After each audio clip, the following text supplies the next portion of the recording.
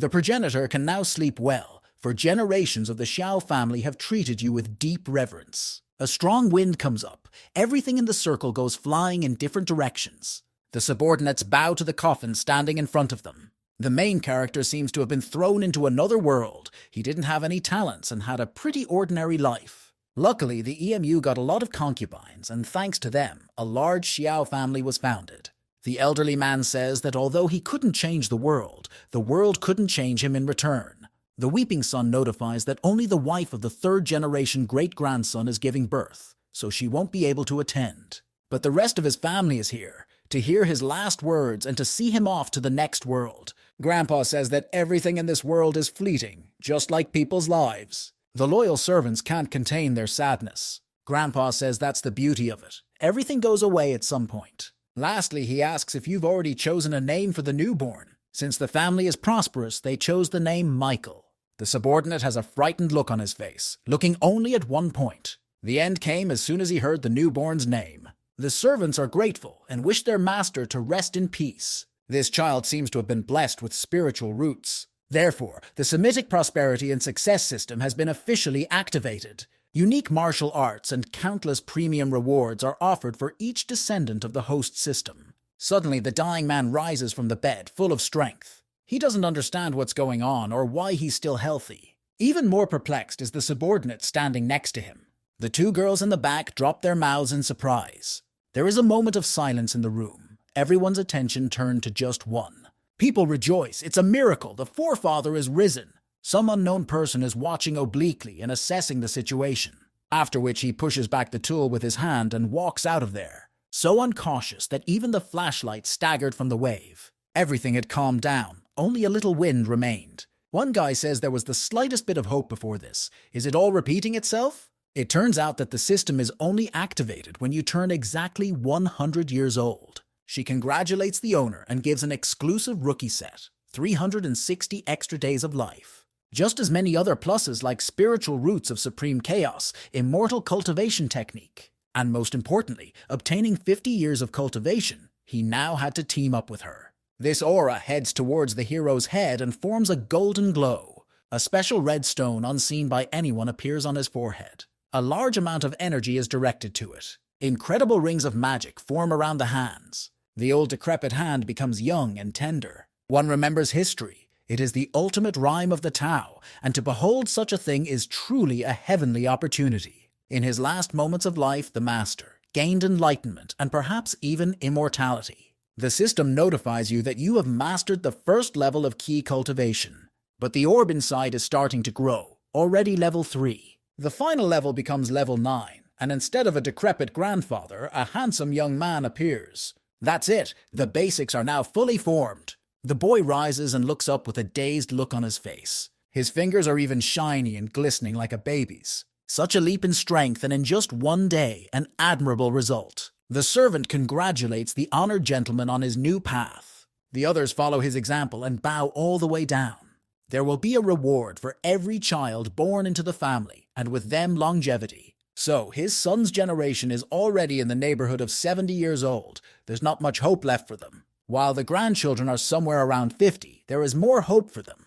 But the great-grandchildren are young and have to labor day and night while it's time to sow the seeds. The guy holds out his hand and addresses his subordinate. The one has no right to refuse and rises from his knees. The protagonist is asked to give everyone in the family an order. It goes like this. The younger generation should push on and give birth to more offspring.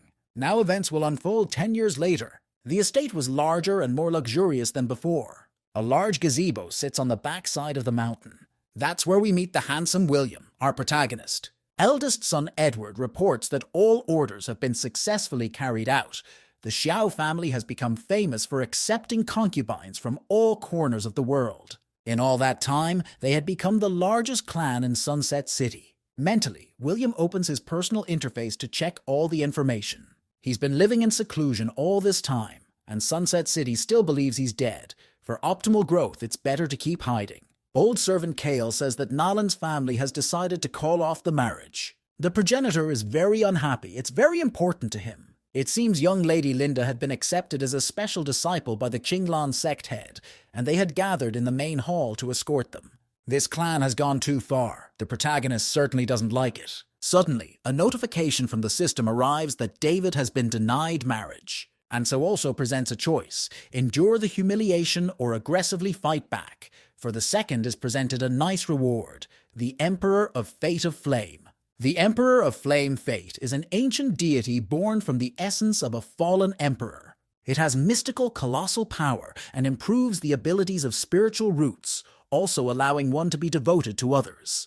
People wondered at the sudden change in mood. Had William lost his memory? Edward is a mere mortal with no spiritual roots and cannot cultivate, so the future of the family rests on the shoulders of the young, such as David. William says that he knows about the sect head. He is one step away from becoming an expert of the Golden Core realm. The son is immensely pleased. Their master is going to stand up for them. Still, the Nalans are really trying to humiliate the Xiao clan by only relying on their leader. They will definitely test their luck on their family, as the progenitor became the owner of the Golden Core. Vladika asks not to worry. He will sort out any problems that have accumulated.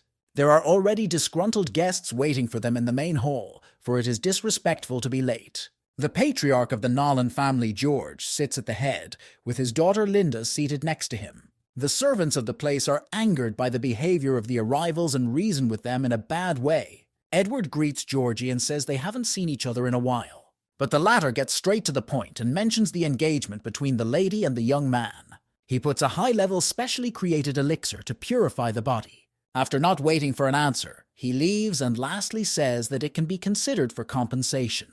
Looks like they thought it through from the beginning. Such a potion is indeed valuable. In that case, their kind may owe them. In fact, the main character is watching everything through some sort of portal. But William won't let just one vial handle everything. He has a great idea, which we'll hear about soon. David says they can't agree to the terms and those must take the elixir away.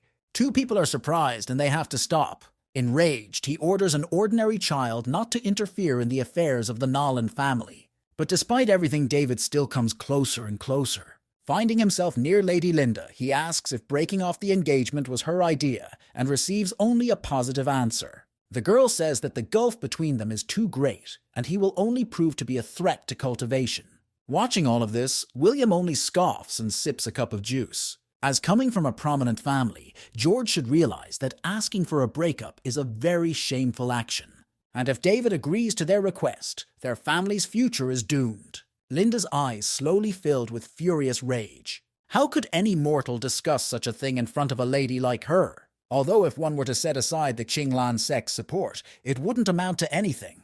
Besides, how can she be sure that David is ordinary? He let out energy. The young man had long since entered the path of cultivation. This is the fourth stage of refinement, and the one just one step behind Linda, the chapter's personal disciple. Everyone is amazed. How could something like this be possible? Looking at the young guy, the girl has strange feelings. David is a cultivator who has embarked on the path of immortality, but is that definitely his strength? Linda manages to be spellbound, standing with her mouth open for some time. Gathering her strength, the girl says that she can postpone the question of engagement, but with one condition. If she's still got something left, it's worth listening to.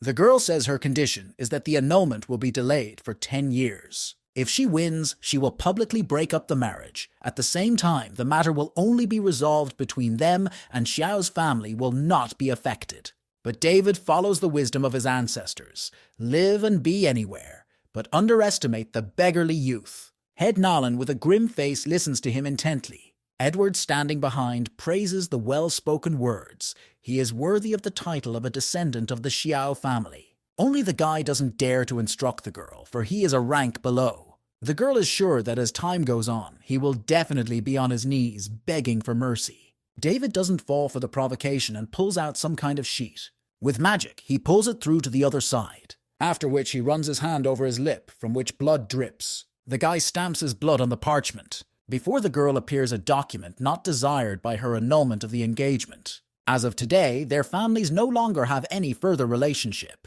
But the girl doesn't understand why he's doing this to her Linda. The protagonist's plan has been successfully executed. They are now standing on two different sides of the hall. William is pleased with his excellent decision. Things are finally getting better. The system window pops up again. Since the second option has been successfully completed, the reward appears.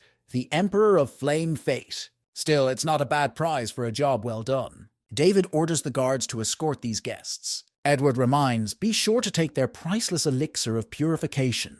Without a word, a more annoyed Georgie turns around and walks away. Now events are unfolding on the backside of the mountain, the abode of the Lord. The main character praises his grandson and holds out an item that will help him. Everything went smoothly, only the Flame Fate Emperor wasn't activated and the guy's stats didn't change. William says it's a secret technique and it will help improve synergy with spiritual roots. But there's a condition.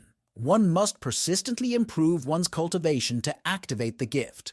Otherwise, similar occurrences might happen again in the future. It's been a whole year already. The main character is still improving his skills and abilities. William seems excited. He seems to notice something strange about King Yun Mountain. He decided to go there, for rare natural treasures were about to appear. Here's a guy who's already discovered rare treasure, now he has a choice. The system again offers two of them. The first is to directly seal the entire mountain and appropriate all the treasure. The second is to waste no effort in doing so. The second option presents a high-quality rank 3 magic weapon, and he chooses to use it. It's better to proceed carefully. William uses his magic, so beautiful it seems as if angels have descended from heaven. A golden armor appears on him. It also sticks to his skin and helps him hide. Guy whispers incantations and orders his flying sword to hurry home. It looks like the system is looking for him a lot of problems. He's going to quietly cultivate for now, but all sorts of treasures will still be his. For him, a long life and many descendants is the key to a better and happier future. This is truly important. Here we are already with a new morning and beautiful weather. People on the street are discussing some dazzling purple light. Perhaps it means some treasure. Some are even going to go in search of them. Why not try and change lives? A chance like this comes along once in 100 years. Even No is going to bat for that prize. They even start arguing over who will get there first. In the Sunset City, a wagon can be seen on the backside of the Chiao family's mountain. Some man is pounding the floor hard with his stick. Edward orders his subordinates to get ready and work faster. Toward the backyard, near the practice area, parked that very same horse-drawn wagon. The son came to his father working at his desk. Breaking away from his work, he looks at Edward carefully, ready to listen. It seems the old man has some very important news for him. But why was he in such a big hurry? For starters, it's worth sitting down quietly. An unknown force creates a chair and supports for safety. Even though he is in his 80s, he is still strong, but he needs spiritual energy. Edward talks about the violet glow. There was a rumor that there was a great treasure there. A lot of people went there. He believes their family should be involved in the search as well. Now, when father agrees, he will immediately gather a team and go to King Yun Mountain. But William asks about something he always repeated to him as a child, to think things through carefully and plan before acting. Therefore, their kind cannot participate under any pretext. They're just ordinary people, and even if they are coveted, it's very easy to run into the rage of the other clans. It is better not to get involved from the beginning, but to observe while the families fight each other and benefit from it, without even getting involved in the conflict. The son has his arguments, but since he's so determined, it's not up to him to change his mind. As it has been before, the most important thing is to strengthen the lineage. Other matters should not be interfered with. Here it is 3 days later, at the foot of the Xiao family's mountain. We see William meditating. Looks like someone's on their way to visit the protagonist, but divine knowledge sees only Edward. In a careful move, the guy uses some strange magic. Blue-yellow clouds appear near the old man and surround him on all sides. With the powers he has gained, his father can instantly move him to his place without much thought. The man reports, all the descendants of the families on the mountain were captured by the sect.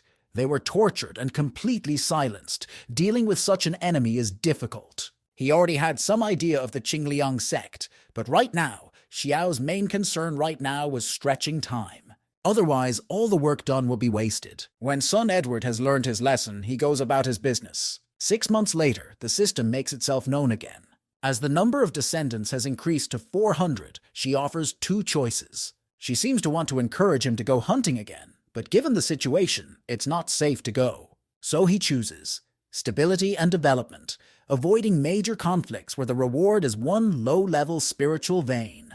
Now, all the EMU has to do now is to place it on an ordinary mountain, then it will form spiritual streams underground. He decides to send her to the Xiao family's local mountain, and the operation is successful. The spiritual aura nailed down is incredibly rich, even almost mystical. He should take advantage of this soon and start cultivating in seclusion. Now the events are taking place on King Yun Mountain. Some sounds can be heard from there. We see just sitting people watching the meat grinder of kin. Kinglian sect elder Oswald says there are many slothful slackers among them. If any of them are idle, they will meet the same fate. Unexpectedly, a strong spiritual aura appears nearby.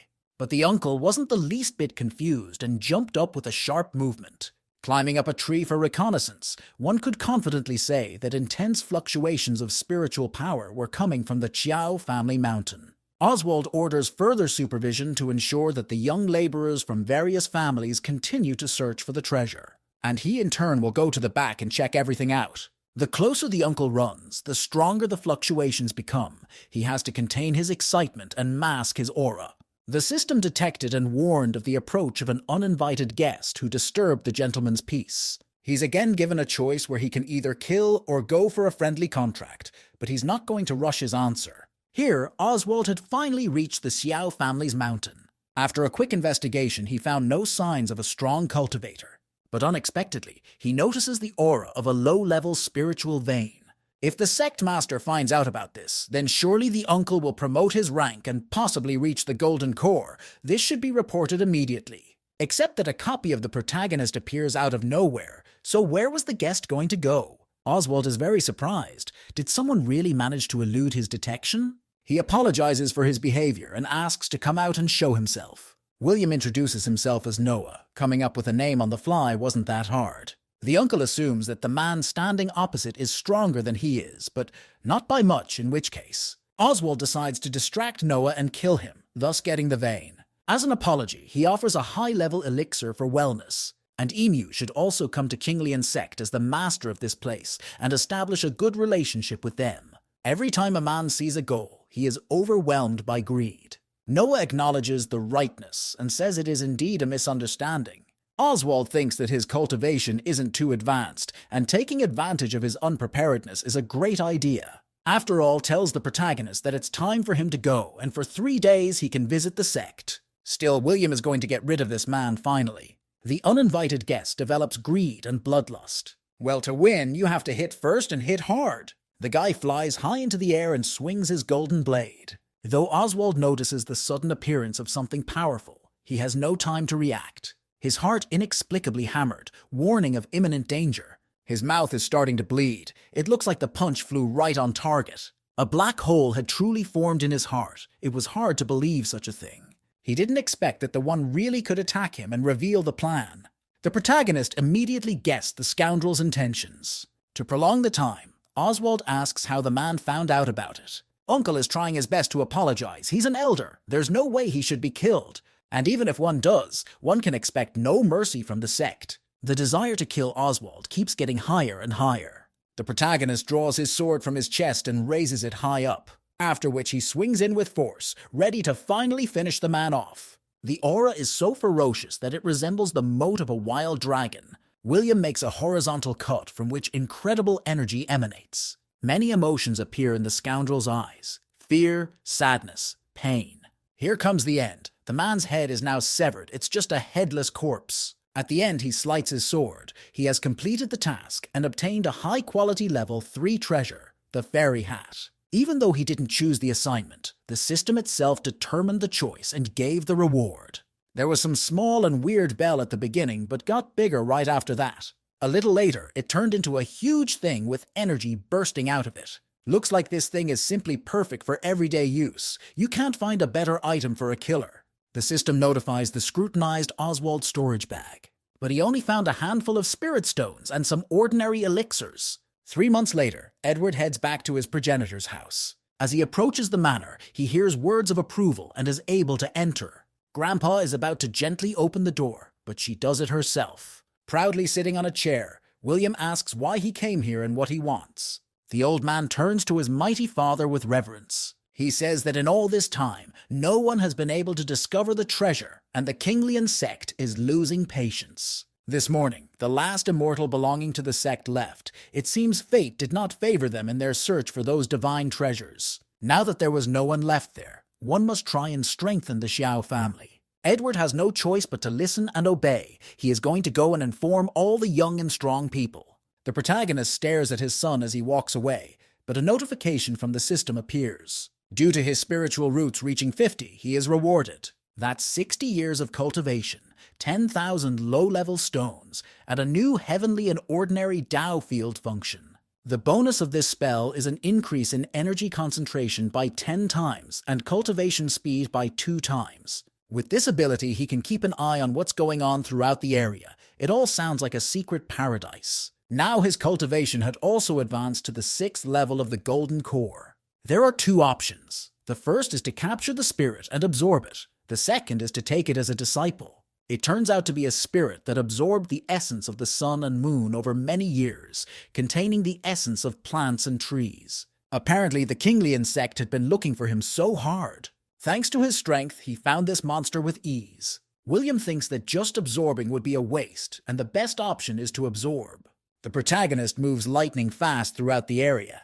On the backside of the mountain, where the heaven and earth field of the Tao was utilized, a satisfied child is shown. He says the energy here is very rich. But his fun is interrupted by someone's voice from behind. What they want here? It was William. The toddler immediately ran away quickly. He, with this escape technique, can come and go quietly without a trace. Since the spiritual energy within the field is most concentrated, it benefits the field and the spiritual veins the most. It is so strong that it beckons similar precious spirits to her. With his magic, William conjures an ash circle that looks like a portal. This energy completely surrounds the unknown boy. The protagonist teleports the baby right into his arms. He was very frightened because he saw him as a real immortal. The little boy looks tearfully at his captor. But the protagonist is not going to harm him and directly says it to his face. Now his eyes look more enthusiastic and even with some admiration. William gently lifts the boy up. Compared to his hands, he looks very small. The guy's very happy with the work he's done. In his arms, he gently strokes the baby's smooth head. After he has calmed the toddler down, he asks if he wants to be an apprentice. In the beginning, the boy doesn't really know what the story is about. But William continues, if he becomes one, he will be able to walk freely in the mountains and not fear danger. The protagonist asks how he feels about such an interesting idea. Cultivating immortality is simply an incredible opportunity. He bows on his hand and calls William master. Since the task was successfully completed, the guy is rewarded with 6 longevity pills and 9 steps of heaven-level techniques. William is very pleased with this excellent outcome of events. Since he's reincarnated after thousands of years, he gives him the name Anton. Now, in honor of such an occasion, the guy wants to give him a welcome gift. He must teach Anton the technique of the 9 transformations of the divine arts. Except the little guy has no idea what it really is.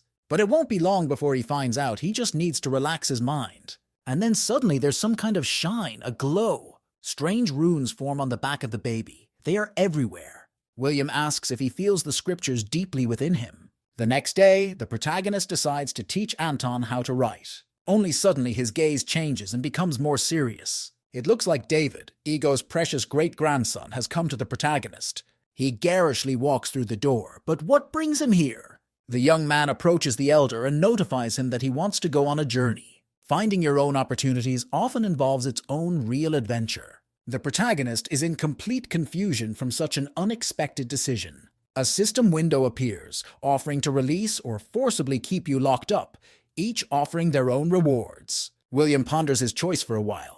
David looks hopefully at his progenitor, waiting for an answer. The protagonist has made up his mind. He lets him go and gives him free rein. Every stone is tempered, but the most important thing is not to forget about safety and your homeland. David's eyes show genuine gratitude and happiness. He bows before the master. He has been allowed to fulfill his dream. Unfortunately or fortunately, all chicks grow up and become adults at some point. So on his way, the elder decides to give him the magical weapon, the Azure Dragon Sword, that he got from this mission. It's a high-end rank 3 weapon. He should use it on his lonely path. David gladly takes the blade in his hands. It is a great honor to receive such a gift. That's it. Since the chapter door was closed, he has no choice but to leave. There's no way he can disappoint the wise elder now. Because of his strength, he sees his great-grandson leaving without hesitation. He can only wait and hope for the welfare of his family members. There is nothing else he can do.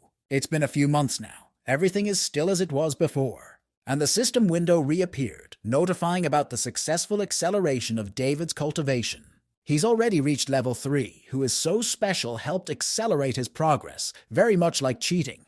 We see a young man training in some rock. He is diligently honing his skills. But suddenly, the ring on my hand starts to glow and release energy. Looks like it can talk and there's someone imprisoned in there? Turns out the guy feeds him spiritual energy that helps him get stronger and stronger. However, if the one agreed to become a disciple of the ring, he would definitely be able to pass on all the knowledge to him. Daniel agrees. He has nothing to lose and the subject is very pleased.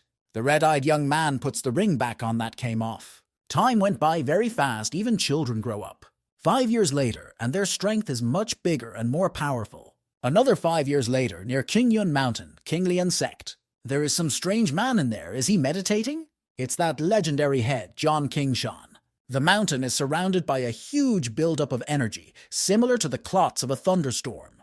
Her center is right where people are pointing. The entire area is surrounded by his aura. It's very powerful. Looks like it's a divine test. The chapter is about to move to the next level of gold core. Now people need to get out of there as fast as possible. But it was already too late. The cultivation of the new level was almost complete. The fleeing crowd can't take their eyes off such power. Here, some strange bell appears in the man's hand. All the spiritual energy of heaven and earth flowed rapidly into his body, his energy growing indomitably. Here he had finally reached the peak of the Zloty core and passed the divine test. On the morning he goes downstairs, the procedure is completely over. Qinglian sect's Dongfeng sparring ground. Subordinates congratulate their master on gaining a new level. Even Linda is there, and she also follows their example. Seeing her, he asks about traveling to Xiao's family to break the engagement. Not so good memories of that day pop up in the girl's mind. In response, Linda says she made a 10-year pact with that mortal.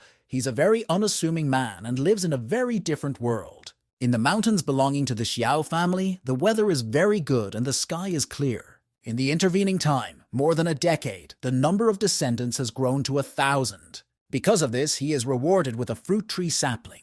Now it has been retrieved. The protagonist summons divine consciousness. Anton has grown a lot during this time and has become more masculine. Because of his origins, his innate talents are simply astounding in every performance. Therefore, it is developing very rapidly and increasing its strength. Edward hands over a fruit tree sapling and asks to plant it in the yard. The young man obediently complies with the request and carefully does his work. The protagonist in a long time wants to see the current state of the Xiao family. By the window of the system, his family is thriving and he is very happy about it. Flashbacks, it's been a long time since he had a goatee. The spirit quickly planted itself. We must return to the chambers and continue cultivating. William's rest is interrupted by a message from the system. The time has come for the fulfillment of the 10-year covenant of David's great-grandson. Surviving in such a vast world is quite an achievement, but he has to make a choice again. Help win the contest or play by the rules and believe in David's strength. He has made significant progress, and in that case, William should choose the second option, and the reward is supernatural skill, sword approach. These two would fight on the sparring ground of the Qinglian sect. A proud and disgruntled girl enters the stage with a sword. David in turn represents himself. During this time he has grown into a strong and fair man. The crowd watches him closely and murmurs amongst themselves. But Linda tells him not to be under any illusions. The sect's honor will remain spotlessly pure. The insolent girl, confident of her victory, pounces on the young man. She promises that one will die and uses the split heaven technique. David continues to stand motionless in his seat, unafraid. He easily deflects the girl's strong kick. Foundation creation, level 6. The person she had a bad opinion of came back with the same level as her. The young man says that even the Qinglian sect has such mediocrities. Since that's the case, she should get what she deserves. The guy reads the spell. With his energy, he creates a huge blue dragon. It was the aura of the 9 swords merging in the air, forming an azure beast with 5 claws. Except she's a junior master and she can't lose face. She will not be deterred now. The technique of split skies. When 2 forces collide, there are 2 explosions. But standing on his feet remains David, the real winner. He retracts his power with a normal finger movement. Only the remnants of the rolling thunder can be seen. In a 10-year agreement, Linda infamously lost. For the first time in her life, she felt fear and even begged for mercy. Only the guy wasn't going to kill her from the start, so he just walked away. Everything that had happened over the years to David, the girl could never fathom. She dropped 2 tears, not realizing if she was sorry or ashamed. But the members of the sect are not going to let the young man go so easily because their reputation will fall to nothing. Even though David didn't mean to kill, someone is inciting him to do it. Before acting, the guy quickly assesses the whole situation. There is an elder among them, and the weakest ones are the 6th. He had just finished a fierce fight, and the energy was almost completely depleted. And now he would have to fight 10 opponents, little by little losing all position. Suddenly, the ring helps him and gives the young man strength. Because of this, David's cultivation quickly skyrocketed. He had fasted to the middle of the development of the golden core path. The kid outpaced many in strength, but such a quick boost has its side effects. It's the master's blessing. You can't miss such a chance. The Azure Dragon lashes out and surrounds many opponents. He, through force, unleashed 9 flying dragon strikes, body burning terrifyingly. All the elders went into the air. This was the last chance to escape. Except he didn't have any more strength left. The pressure was too much. This makes David start coughing up blood. What will happen next? That same elder appears. He too claims that the sect's honor should not be tarnished. The man orders him to get on his knees and apologize. Then he will stay alive. Was the 10-year contract nothing more than a joke? Regardless of the outcome, the guy is not destined to leave this place? David wipes the blood from his face. He doesn't look like he's going to comply with stupid requests. Then the elder would only have to stop him himself. He's really stubborn, that's all I can say. John releases a beam of green energy from his hand. David simply stands still, unable to resist such power. Suddenly he hears the voice of the ring again, asking him to give him the body. It's only temporary. He won't let his apprentice die for nothing. It's going to be okay. The guy's going to have to take a little nap, but next time he's going to have to rely only on himself. The young man's gaze immediately changes and becomes more aggressive. Here the magic should have reached its goal by now. The hovering man doesn't understand what's wrong. Where did he disappear to? The head thinks it's thanks to a secret technique, although he felt the disappearance. But where he vaporized to, he doesn't know. John then orders to find the elders and send them to kill every single person from the Xiao family. A small group of men had formed. They were ready to depart. The green lines were quickly heading into enemy lands. On the other side of the mountain, some kind of light can be seen in the cave. There David settled down, determined to regain his strength. Master's voice has not appeared since then. He is very worried about it. Just a few days later, the mountains belonging to Xiao were enveloped by unnatural lightning. The protagonist is not happy with this turn of events. Today is the time to reach the stage of soul budding. Strong whirlpools of different energies appear and surround the protagonist. After that hole gets even bigger and the lightning becomes more powerful. There were orders that no one from the family was allowed to go near that area and that they should go to a safe place as soon as possible. William controls a huge stream coming out of the sky. He destroys everything in his path, leaving no opponent behind. The protagonist is overjoyed and marvels at his power. The lightning bolt hits William standing there. Did he do it on purpose? Something strange happens in the clot of energy. It starts to crack, after which it turns bright red, and William's silhouette can be seen inside. Events continue half an hour later. It's like the bad weather never happened. One family member says it was just a normal severe thunderstorm and everyone should go back to their homes. Edward hesitates. He probably either knew or suspected everything. The main character came down to the site. He's not damaged in the slightest. Even his clothes look like new. He can finally relax and recuperate a bit. William seems to have successfully entered the soul nucleation stage. Anton runs to his foreman and asks if everything is okay, to which he receives an affirmative answer. The thunderous ordeal of soul nucleation was nothing to it. He then congratulates his master on his new stage and wishes him continued prosperity. The master and apprentice pair off to practice their skills. William looks at the system. He is happy with his results. He was once a mortal, worrying about birth, aging, disease, and death, but now his life expectancy is thousands of years. The system window reveals kingly and sect disciples who have entered his family's land. 2 choices again. One is to punish the impertinence. The other is to watch the further development of events. If N wants stability, it's worth choosing the latter, but that way the Xiao family will just disappear. What's the point then?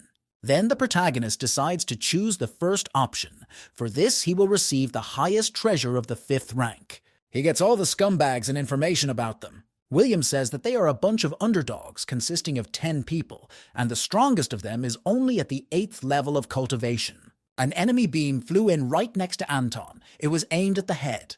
The spirit seed was surprised. In a good way, his master became even faster. A surge of large amounts of black and purple energy forms from the manor. The elders must not allow David to return home prepared, so they need to finish off everyone here. One of them, most likely the main one, orders to leave no one within a 100-meter radius. That seems to have been the second elder's plan, even though the first one said so. William appears behind the Greaves and says he didn't expect them to be so cunning and devious. All the people who came from the sect are shocked by this turn of events. If that's the case, the protagonist won't let them leave here quietly. But the elders resent who he thinks he is. Their head is a powerful man who can wipe out the world. Several people pounce on William at once. One of the elders already sees his victory and says he thought he was a more formidable opponent.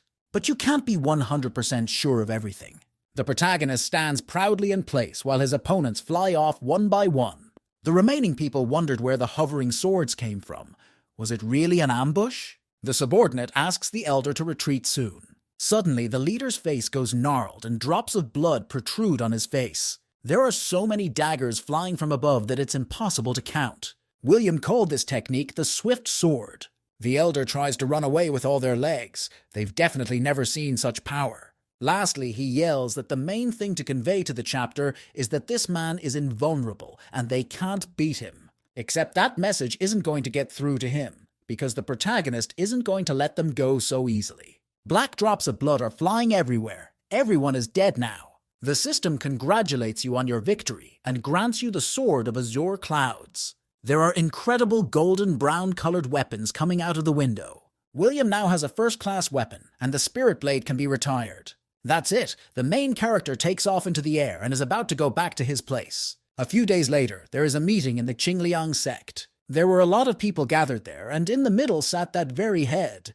John is very displeased who dared to kill his elders. It seems Xiao can't be underestimated. The subordinates can only stare at the floor, unable to contain their master's anger. Now the head must go and find out who this mysterious mastermind is. Cozy, warm atmosphere, so also a lovely smell oozes from the censer. The protagonist keeps cultivating further and further. It feels like he has nothing else to do.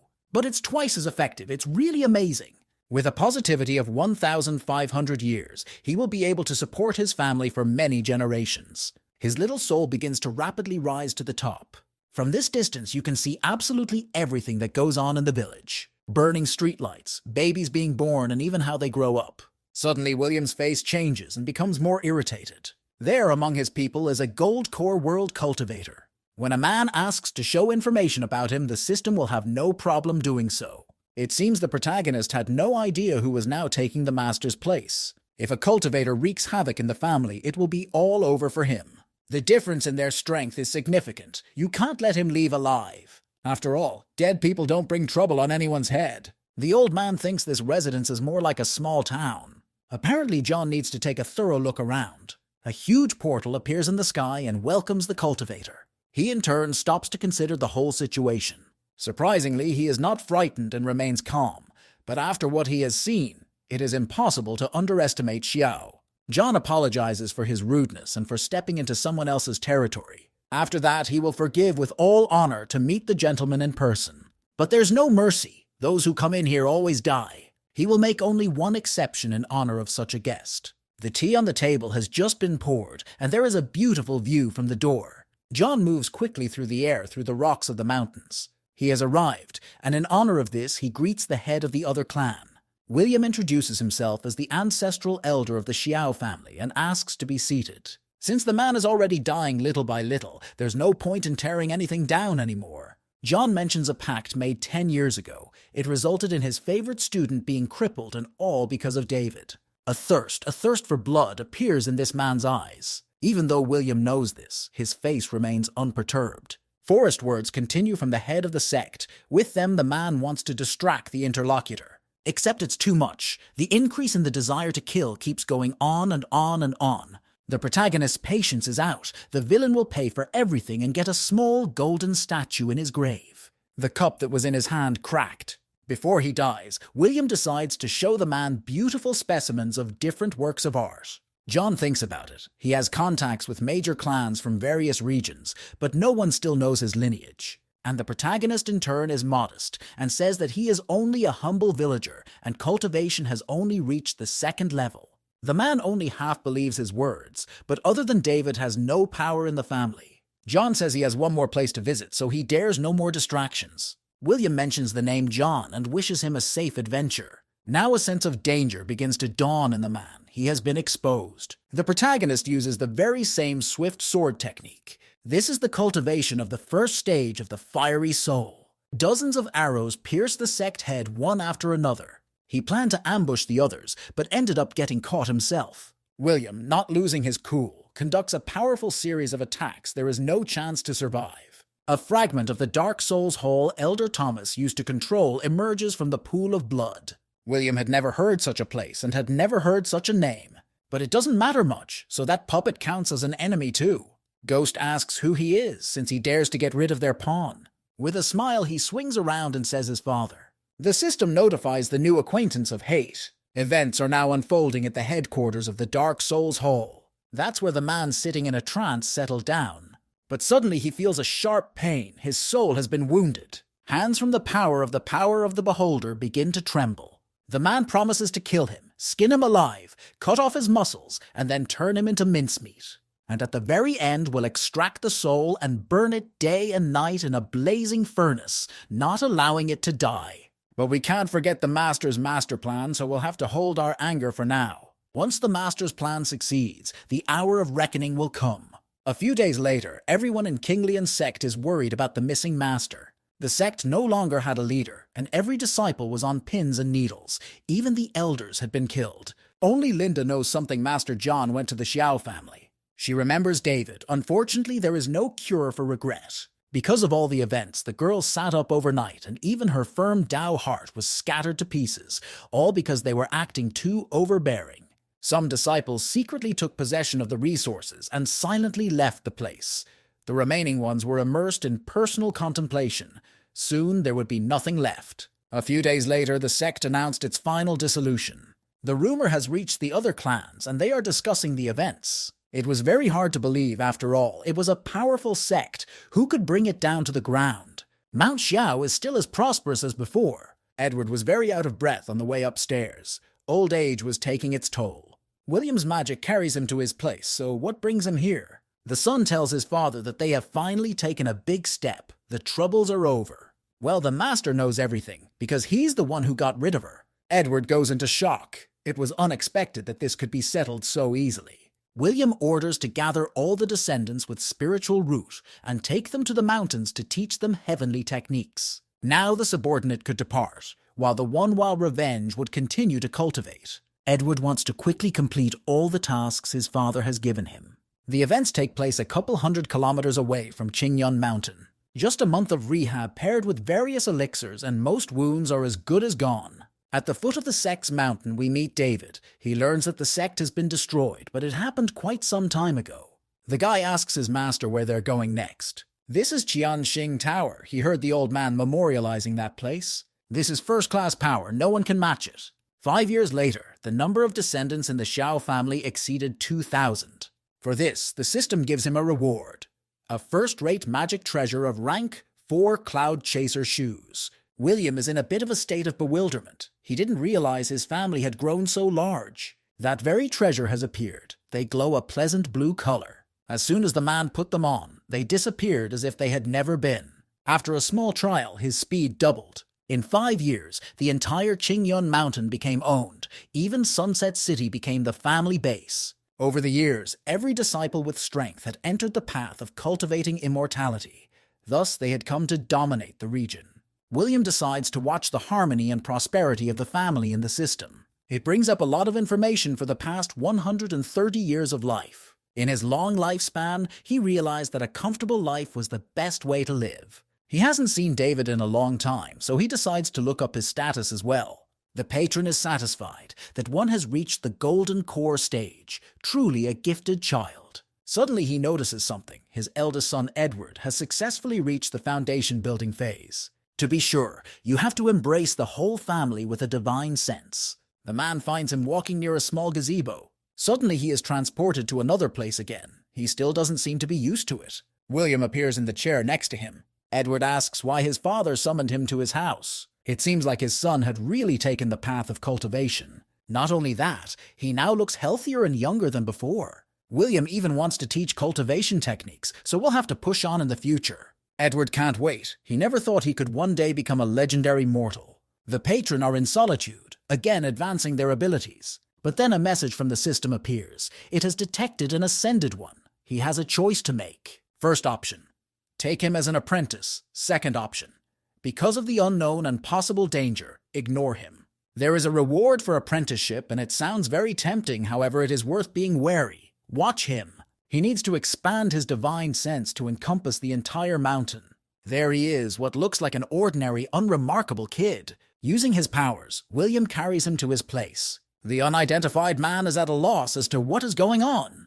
Progenitor promises no harm, so there is no need to worry. The young man hesitates and cautiously asks who he is. William introduces himself as the founder of the Xiao family and asks if he would like to be his apprentice. The guy's not really sure. What's the point? What's he getting out of it? The man promises not to let him go empty-handed and guide him on the path of cultivating immortality. Even though the young man didn't understand anything, it sounded really cool. He gets on his knees and hails him as master. William has fulfilled the terms of the system. The progenitor asks if his new disciple has a name, but receives only a negative answer. Then the master decides to give him the name Jack. The boy is very grateful. He is honored. His spiritual root is of the 8th level. He truly deserves the title of an ascended one.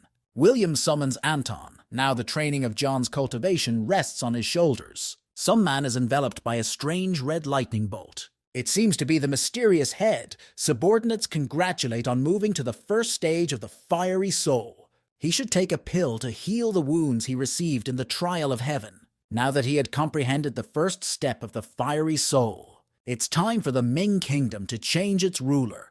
All the servants are ready to go after him and believe in victory, believing the whole decision to be the right one. The patron orders to gather all the students and activate the hidden powers with them, only to act quickly. A subordinate reports that the Paradise Star Tower is back in action, but they're just a pack of psychers and can be wiped out with the snap of a finger. The servant apologizes for his behavior. He made up too much. The annoyed man turns around and just flies away. Again, it had been 5 years since the Dark Soul Hall had deployed its company to get rid of all the powerful families. Over the years, William had reached the 6th stage of fiery soul cultivation, and that clan hadn't reached them because of the remote location. Anton mentors the Xiao descendants who have spiritual roots, and now most of them have entered the foundation stage. As a reward, he gives the students pills that have accumulated for various errands from the system. Descendants with spiritual roots can't help but bring a smile to the old man's face. After all, they are the future foundation of Xiao. Edward appears from behind, who was in a great hurry to see his progenitor. He had already reached the 4th stage of cultivation and brought very important news. The head asks not to be in a hurry. It is better to have a nice cup of hot tea first. The Hall in Dark Souls has already destroyed many sects. Now they are all united and ready to face evil together. This clan brings a lot of trouble and unhappiness. First, David was chased by Jack, and now Dark Souls are targeting everyone in the country. Demonic sects can't be trusted. William thinks it's better to avoid unnecessary trouble and focus on the safety of posterity. After Edward's report, it's hard for him not to worry about David. He's likely to run into them. Looks like the great-grandson had successfully reached the 4th level of gold core cultivation. With this kind of pumping, he can safely travel the world and not worry. Also, his spiritual root had increased to the 5th level. Moreover, the little guy had mastered a perfect divine technique. Unread messages are displayed on the system screen. It seems David kills the novices of the Hall of Dark Souls and manages to get away with it every time. This is impressive. He even killed their elders. The Xiao children are truly special. David's speed was well beyond his expectations. The sword becomes sharper from sharpening, and the plum blossoms scent from the cold that has been transferred. A few months later, a descendant with the potential for great reincarnation came into the family. As a reward, he is given the path of the tea tree of initiation. It is a natural spiritual root that absorbs the essence of the moon and sun, has the effect of concentration, and for some time improves talents. The name alone makes it clear that it is similar in origin to the ginseng fruit tree, and having seen so many benefits, there was interest. William is very surprised. It seems Jack has achieved the only stage of the great reincarnation. He asks the system getting memories from his past life if he will be a threat to Xiao. But she answers, All of Jack's actions, characteristics, and emotions are consistent with those inherent in all descendants. We can sleep easy, that's exactly what he wanted to hear. Through a divine sense, he calls Jack to himself. He asks the master why he wanted to see him. The one in turn shows in his hands the tea tree path of enlightenment. William says, plant it in the yard. In the future, people will exercise under it and increase their strength. Jack obeys the master and immediately sets out to accomplish the tasks. In the courtyard, Edward is also doing his job. Looks like he received a divine message from his father. One should take care of Xiao Jack and take him to the mountains for training a little later. Having passed on the message, William has yet to warn Anton about the new apprentice. Having been told all the details, the man can breathe a sigh of relief. After another 5 years, he continues to work on himself and his advancement. He gathers energy near his stomach, the waves gathering into a small circle. Suddenly, the spiritual energy of this place suddenly rushed in a flood into William's body. During this time, he had successfully passed 3 cultivation levels. Everything was going faster than expected and quite bearable. In the courtyard around the tree, there were many people gathered meditating. From far away, you can see how much the 2 trees have grown, but ginseng is much larger than the other. The main character goes inside, and on the branch below him is a fruit that looks very much like a person.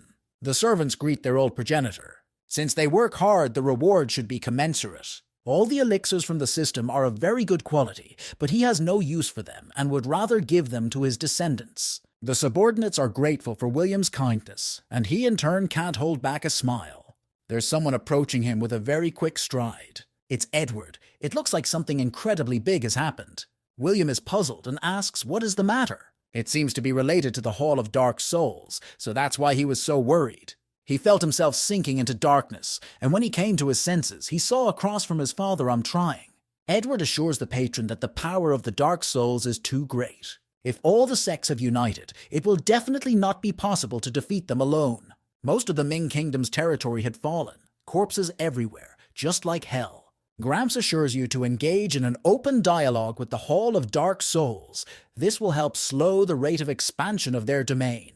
The head says to act quickly and promises to support his offspring, though the opponents are many, but they are not a slip of the tongue either. William asks about Lord Cultivation, but no one has figured that out yet. The progenitor understood everything and now sends his son to rest. Toward the end, saying that if people from the hall are discovered, to inform him immediately. The man ponders, isn't the master of the Tower of the Star of Paradise Tower David? It's worth looking at all the information? His destiny seems to be destined for him to become a flame emperor, and he has also reached the 7th level. He's been battling the Dark Hall for years, each time as if he's playing with his life. But it does do some good. It's better that way than caring for him and nurturing him. William's cultivation base is in the Yuan Ying period, but not yet fully refined. It's time for him to move on. He moves to a cave that is usually used for seclusion and cultivation. The protagonist warns Edward that it's time to start doing the impossible, and the only way to wake him up is to attack him. Strange runes appear around the patron and begin to glow. He calls upon the spirit of nature, the violet energy. It accumulates near his chest, William greedily consuming it. The protagonist is very focused on this case. More than a year has passed, and behind the Chiao family's mountain, something strange is happening. The clouds begin to thicken, and the lightning gets stronger and stronger. Looks like it's a master case. He's finally made a breakthrough. We need to open a teleportation system to keep everyone safe and move them hundreds of miles away. Here we see the protagonist standing in front of the lightning bolt. Either sad or serious, he asks, is this really the grief of the gods? A natural phenomenon is headed straight for William. But it's not a problem for him. He can easily block the attack with his magic hand. All people watch it from afar with admiration and experience. Anton thinks about how powerful the master is. They have nothing to fear. The first movement of the god's tribulation didn't do any damage, and as for the lightning bolts, he wasn't going to avoid them. Power flows into every part of the protagonist's body. Some people don't realize what's going on. Everything looks so strange. That's it. Cultivation is almost complete. William looks even more powerful than before. He cautiously descends to the edge of the roof and surveys his domain. Yuan Ying divine consciousness is able to penetrate the Qingyun mountain, spread over tens of thousands of kilometers. Strong people during your incarnation period are able to control 3/3 of the power of heaven and earth. It's worth checking it out. The protagonist feels this power and becomes calmer at heart, even though he does nothing. After that, a system window suddenly appears and gives him a pointing to the sky award for a job well done. Since this is a new ability, it should definitely be tried out. He is transported to the cultivation room that is behind the mountain. To find out more information, he taps the screen. The system responds that it can acquire its own form and also detect the blood of offspring, a possible use at a distance. Because of this, his people will be able to use the new abilities. It's a very powerful force. The clouds of grief have dissipated, and now people can go home. Now it's time for William to check out his stats and changes. Incredibly, the protagonist's life extended to 5,000 years, and the divine transformation of the first layer creates a special sense of security. For another 3 months, he improved his cultivation outside of the mountain family. You can see how the main character is tortured. He should rest for a while. But the result is visible. The spreading of divine realization is going on successfully. There are so many descendants with spiritual roots. Just when something happened and an aberration was detected, a stranger appeared. The protagonist decides to investigate all the information about these people. These are the followers of the Dark Soul Hall. There are more than 20 of them. William is not pleased with the arrival of such guests. They will pay for setting foot in his territory. The attack has already happened. Some have even been killed. Terror lurks in people's hearts. Progenitor didn't expect them to start acting now. He can't hide, then intends to destroy everyone. Time to use his new skills and lock everyone in the Xiao family's city. The protagonist moves the crowd right to his estate. A large hand loomed over the followers of the Dark Souls. All of them must die, blood spatters flying everywhere. There was nothing left of the 20 men. Even the souls were mottled. But we should check to see if William had missed anyone. There are no more Grebes left within the family, so he summons Edward. He reports the infiltration of the Hall of Dark Souls into the city to his son. The one in turn is very surprised, since he was the one who took care of security. Edward promises to personally take the lead in catching these men. They will not get away. But the protagonist asks not to worry because he has already dealt with everyone. Grandpa is now sure that his father's power is much higher than the Lord of the Hall of Dark Souls. With a lord, the family would not be in danger. Even the strongest in the world would be of no concern to him. But William warns to be more restrained and calm down a bit. If they have to travel outside the city, the Xiao family also needs to be protected. Edward understands everything perfectly well, so you have to remember to do everything secretly. The two of them move, with only the circle remaining in place. This is the cultivation room. William will continue to study here. The protagonist warns that he will visit them every 3 months, and the son's job is to come and report the situation every month. A year later, in the cultivation room outside the mountain, the progenitor receives a message from the system saying that David is pursuing the Lord of the Hall of Dark Souls for the purpose of assassination. The first scenario: help the offspring with the murder. The second: leave it to chance. Killing the Lord is a very tempting proposition and a great opportunity for revenge. For this, he receives a 4th-level magical weapon, a stick that tames demons. A fierce battle is taking place in the capital of the Ming Kingdom. A golden dragon and an unknown purple aura clash with each other. In the beginning, it seems like the dragon is crowding that creature. But it takes a leap, and David loses his concentration. What is he to do? How can he shake off the doom? The sect he led was originally one of the most outstanding sects, but by attacking, he didn't expect the Lord to be there. Not too long ago, he was approached by an old evil demon in the Hall of Dark Souls, who warned him that there was nowhere else to run. Things aren't going well for him, so he decides to make a quick getaway. But John Doe isn't going to leave him that easily. You have to keep your distance. The attack is hitting huge areas. David doesn't have time to run far. The ring reminds him of a talisman, but it takes some time to use it. He has no choice but to try to apprehend him. Best not to get distracted after all. If he made a mistake, he'd die. David is warned that the one who is chasing him is the Lord's aide. The man in the oil can't wait to mess with him. He promises to make him his new toy. The Lord watches them from afar. It turns out he has almost reached the Yuanying stage. The unknown man keeps up and warns him that he'll find him anywhere. The man has no patience. He wants to devour the guy as soon as possible. The follower turns up the heat and says that their men have already sneaked into his town.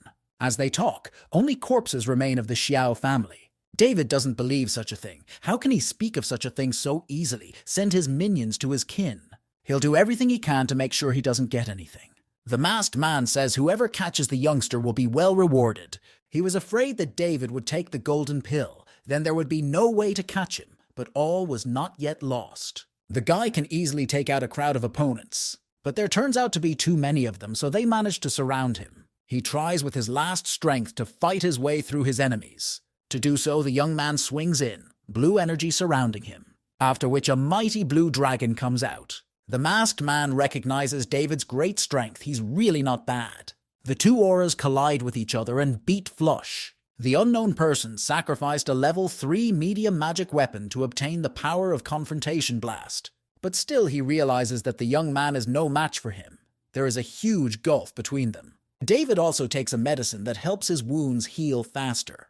The man doesn't know if he can win, so he decides to run away. But the guy's not going to let him off that easy. The masked followers order the servants to detain him. The Overlord is disappointed by this turn of events. Similar, he will have to act on his own. He applies some strange energy and channels it into the orb. Dark red waves headed straight for David and the subordinates. From there, a man appears as if walking across the sky. In his hands, he holds a sword with a red hilt that looks like a demonic sword. It's the Lord who says it's the end for the guy. Before he arrives, his subordinates must apprehend him.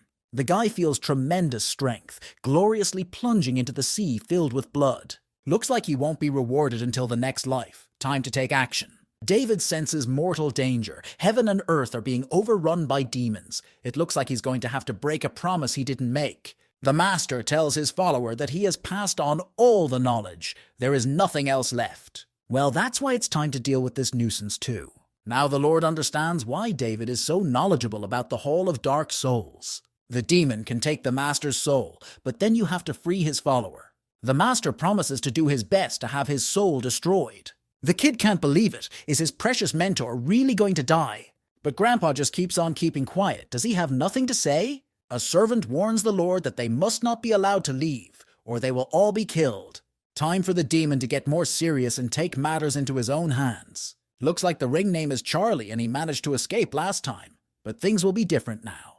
There's a huge wave of energy around him, like an explosion. This is the power of the Yuan Ying realm, and even a young man would find it hard to resist such might. The guy starts bleeding from his mouth. The foreman, of course, notices it. To give time, he decides to use his last strength. David stabs his sword into the ground, and Charlie in turn is perplexed. The guy isn't going anywhere. They'll either survive or die together. He builds up the strength within, preparing himself for the next wave of battle. Well, as long as he's ready, the head doesn't mind having some fun. Like a whip, the demon releases a large beam of energy. It turns into a multitude of sharp bodies and heads straight for the designated target. David is using his secret technique at this point. Many lightning bolts appear and fly in different directions. Its gases shone with a golden light. Even the shards of stones rose into the air. He unleashes a blade that destroys absolutely all souls. The Overlord is watching everything going on closely. It's something that throws the opponent's attack off in different directions. But after the spell dissipates and only smoke remains, through which nothing can be seen, David's strength ran out and began to bleed again. He falls to the ground. Charlie is very worried and treasures him. The young man was foolish to use his abilities so thoughtlessly. He has nothing more to share with his ancestor. With arrogance, the Lord of the Hall of Dark Souls looks at the worms. David tells the master that he is very tired and wants to sleep, but is begged not to.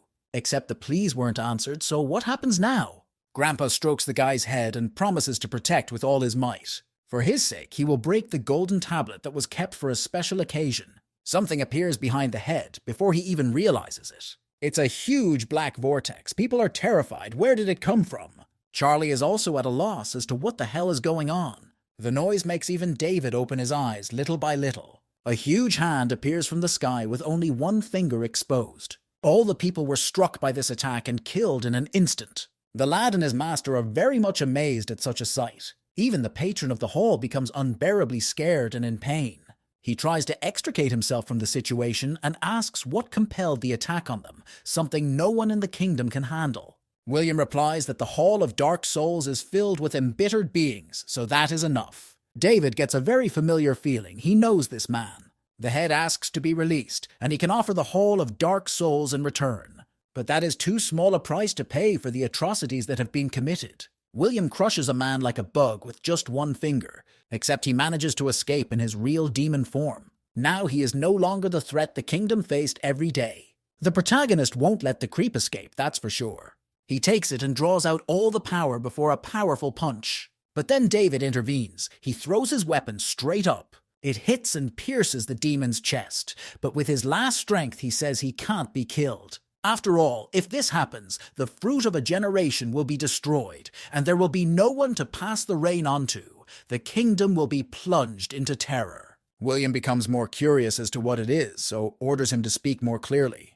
There are many other kingdoms, and if the head is gone, they will forcefully take away the fetus. This fact is the last reason to live. Everyone wondered if this was true. Something incredibly scary could happen. The protagonist asks, is it some sort of power source too? Not clear, so it's worth a better story. Fetuses were the talented heirs of the Ming Kingdom, for which the Dark Soul Hall received perks, and if anything went wrong, chaos would ensue. Since the current Xiao family is incredibly capable, the fruit is a demon from there.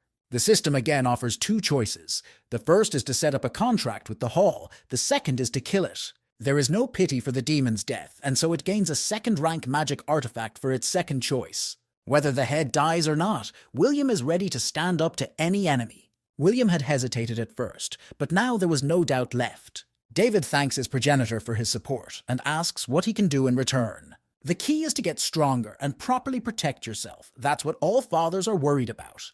Charlie has been waiting for the moment to tell all, but now all the cards are out and everything the demon said is true.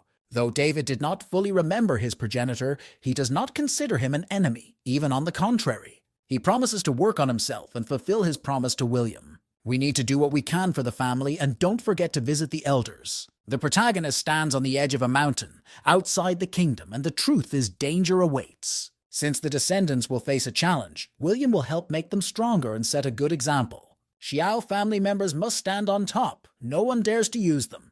The head beckons one of his subordinates with his hand. He orders to give to make more grandchildren. One must continue the lineage and not be lazy, otherwise there will be punishment. But why the rush? That same evening, everyone in the Xiao family was eagerly carrying out the Lord's order. Even hundreds of miles away, sounds from the raucous evening could be heard. In the morning, one of the offspring sleepily goes outside.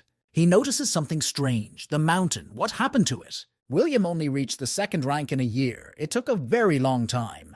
But you can't wait too long, and especially not to allow an invasion. Normally, divine reincarnation requires decades of preparation, and even so, this kind of progress is very satisfying.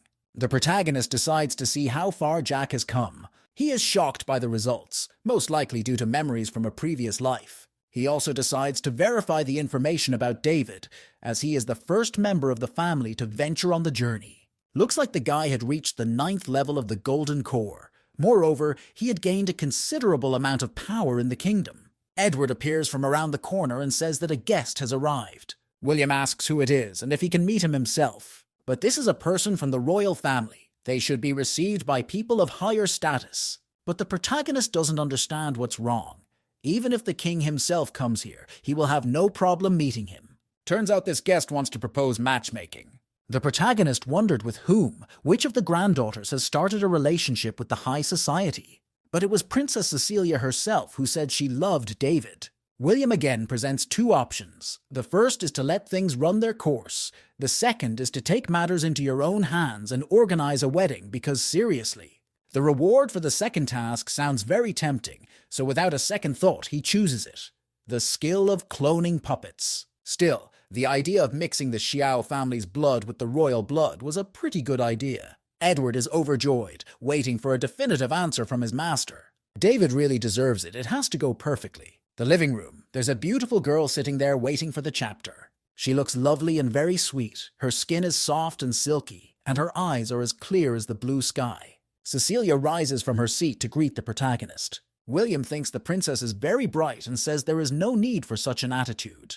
The girl has truly fallen in love with David and vowed to marry him, so respect is required. The man is more and more sure that this is the perfect daughter-in-law for the Qiao family, and also very interesting. After the old demon's death, David got rid of the rest of the Dark Soul Hall members, and in just a year he had led many factions. Last month the royal family turned out, and the girl had to flee the palace. At that moment the guy rescued her. It was then that Cecilia realized she had fallen in love, and after his identity was revealed, she decided to get married. The protagonist thinks it's fate and it's time to move to action. Now it's worth calling David. The girl is very happy with the support of her future family. She is truly happy. Suddenly, some lady in red appears, followed by warriors. She apologizes to the princess and asks her to return, otherwise she will be executed. Even the servants realize this is due to family squabbles and some animosity. William doesn't understand why the king is against it, since the Xiao family has become bigger and more powerful.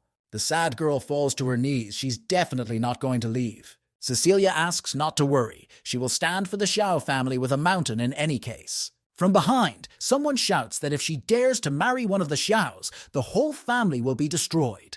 The protagonist is annoyed. Who dares to defame their honor and name? He says no one is allowed to throw such words around in the domain of the clan. It seems to be her uncle. Even he is not able to influence the girl's decision. If not him, then no one.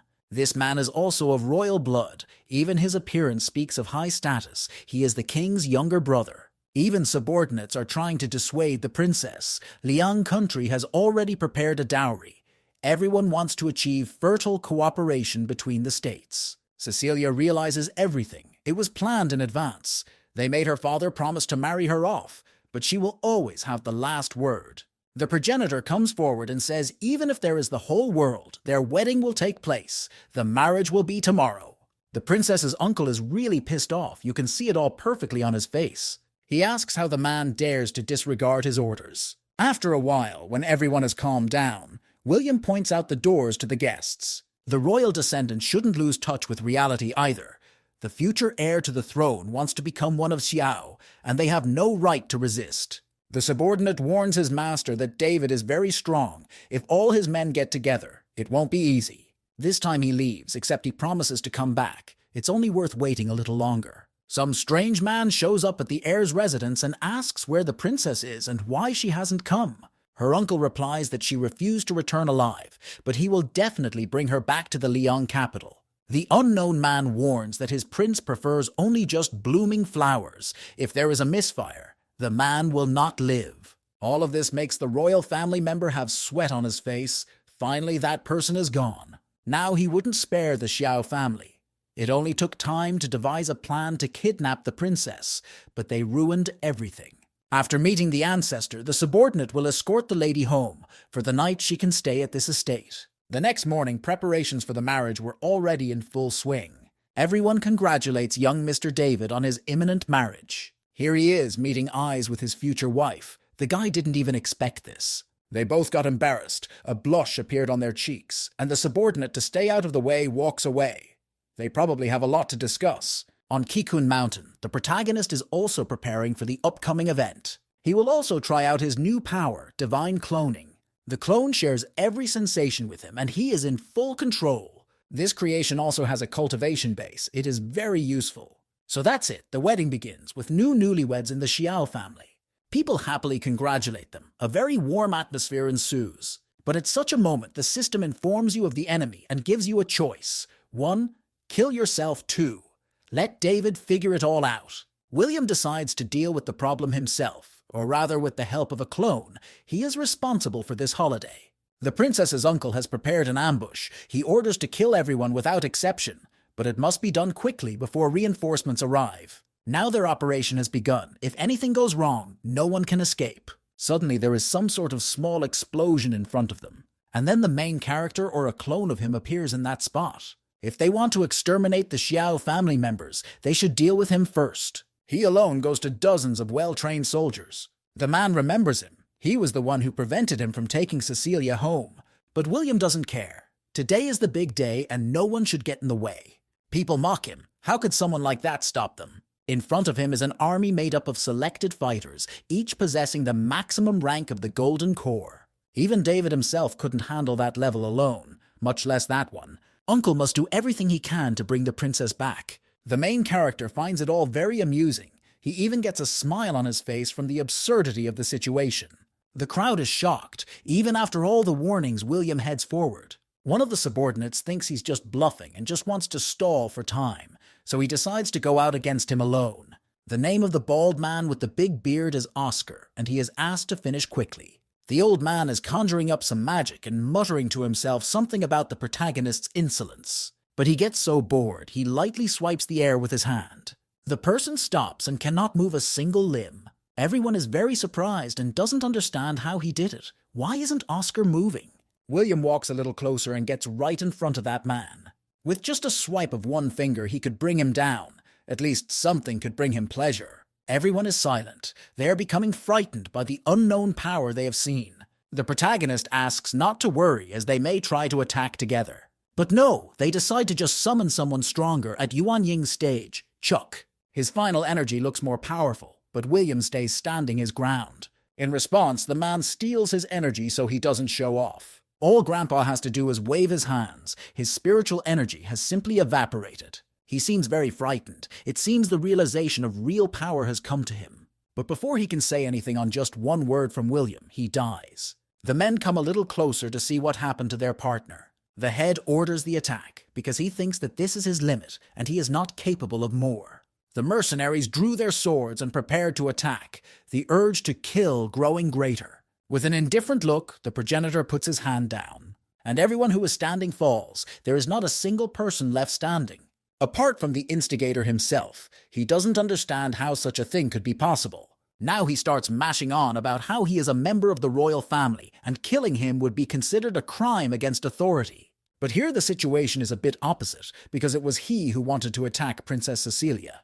The man disagrees. He is the king of the country of Liang and Cecilia is obligated to marry the prince. William is not going to dig into the royal family's shit. No one is going to take his daughter-in-law out of the house, and that's the point. Uncle falls to his knees and says that he can't even imagine how strong the Liang state is. The heir is a very powerful man. No one can defeat him. The protagonist is not interested. He thought he was in for something mysterious, but here is some nonsense.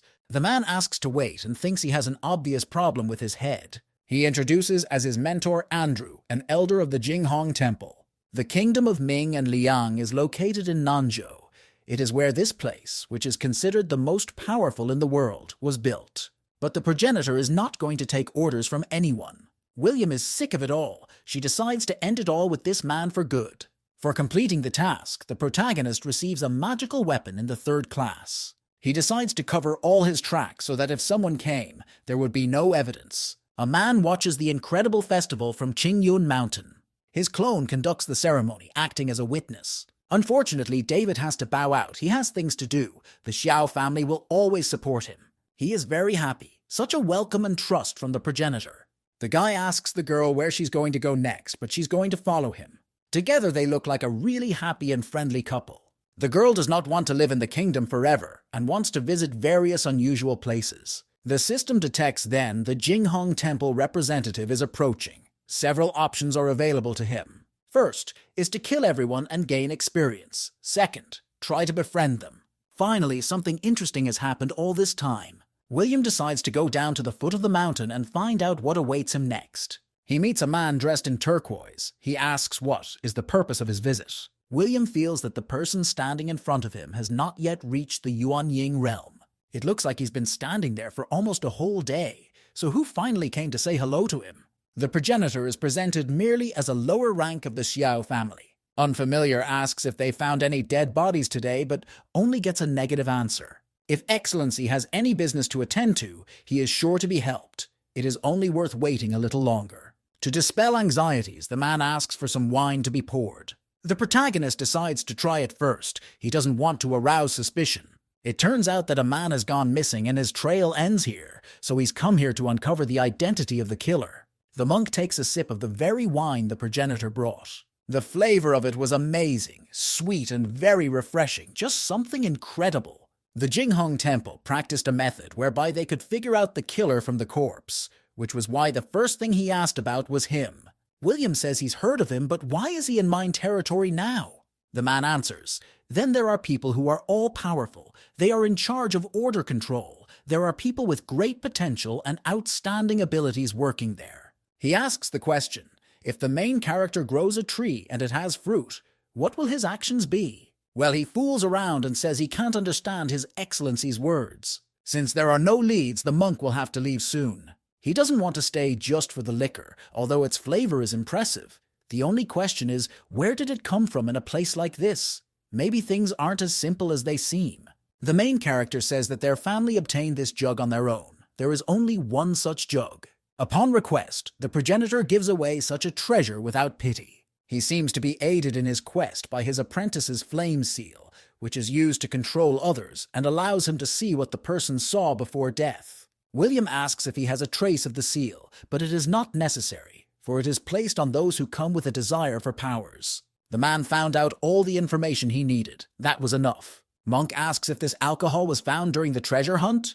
He then adds if he has found anything else unusual, but the protagonist doesn't know what he's talking about. The man from the temple wants to stay here for a while. Will he be able to stay at Xiao's house and have a cup of tea? William realizes what he's up to, so he refuses. It's getting dark and he has to get back. It seems the monk had revealed the progenitor. He was the reason people from the temple disappeared, and there was no point in hiding it anymore. The protagonist originally planned to get a better reward, but apparently it's going to work out the other way around. Looks like he wants to kill this man now since he doesn't have a tag and no one will know anything. Monk underestimates him and wants to see how he handles it. He orders all the treasures to be given to him, or else he will shower the Xiao family with blood. Also says that his kind are scum, and David is just trash that he can easily get out of his way. After these words, the monk begins to tremble, his spiritual strength slowly leaving him. He had never been so scared of who this man standing across from him was. It feels like the bones are breaking one by one. It's very painful. He recognizes a person from the divine reincarnation realm. Only people with such power can control the energy of heaven and earth. The main character says it's true, and if he just walks away after taking alcohol, he'll be spared. But if he even tries to touch the Xiao family, he will be instantly executed. Feels very vividly the approach to death, so agrees to the terms. Only William said it to find out more useful information, but didn't hear it. So it's time to say goodbye to life. The person doesn't understand what he wanted to say with that. What information? The only thing he has to do before he dies is threaten William with empty words. William's real body is on Qingyun Mountain, and it is from there that he controls his clone. Here comes the end. The monk's breathless body lying on the floor. For this he receives a magical weapon of the 3rd rank, the Frost Sign. We need to get rid of the corpse without leaving any evidence. It's just a pity that the item wasn't rank 2. This thing is capable of slowing down a person's movement and consequently their attacks, so there's not much to be sad about. With an evil grin, he says that posterity will have to pick up the slack again. In the royal family of the country of Liang, there is a secret room where there is a huge mirror. Looks like the man from there needs a princess to refine the Baiyin core to get out of the divine reincarnation realm. The servant understands all this and so promises his mentor to get Lady Cecilia to him as soon as possible. The unknown man sent many gifts to be used as dowry. The wedding was about to take place, but no news. After that, he orders his servant to find out how things are going in the Ming kingdom. After a while, he comes back and reports that the king is out of contact. The guy is surprised and very angry. He is gathering people to go to another state. At the Honglu temple, people say they don't know of His Majesty's whereabouts. But if they don't know where the king is, they should be aware of where the princess is. After these words, there is a sepulchral silence. The monks are silent and don't even know what to say. The chapter does decide and says that Princess Cecilia is already married. The prince can't believe it. He wooed the princess so beautifully and she married someone else. The wedding took place only yesterday, and they only received news of it today. But the guy is not satisfied with this answer, and he asks for an audience with the king. In the reception room of the Ming kingdom, the guy didn't hear anything new either, only that the letter and all the gifts had been sent back. The prince thinks this was planned, and where did the king go? He did give an agreement to take the princess. But King Liang hasn't appeared here, and if there are no other questions, he should leave the Ming kingdom. The guy got really wound up. How dare a weak ruler tell the grand heir if he doesn't see the princess today? He promises to start a war. The servants become near the king to protect and surround the guest. Only the prince doesn't care. He easily throws the ants away. Even though this kingdom is weaker, Alex has no right to behave this way. David appears before the Lord and prevents him from harming him. Moreover, he palms the prince a couple meters away. Cecilia walks up to her father and asks if he's okay. The girl points to her spouse today. On the 2nd day of her wedding, in accordance with custom, she returned to her ancestral home. David then greets the king according to all the rules of etiquette. The princess is finally home safe and sound, but the prince keeps groveling. In front of him, he sees an incredible picture. These two were made for each other. A girl with such a graceful appearance in the company of an excellent cultivator. If taken together, the mentor would be able to learn the new stage faster. It's a great opportunity, but the principle of truth is shocked with David's strength.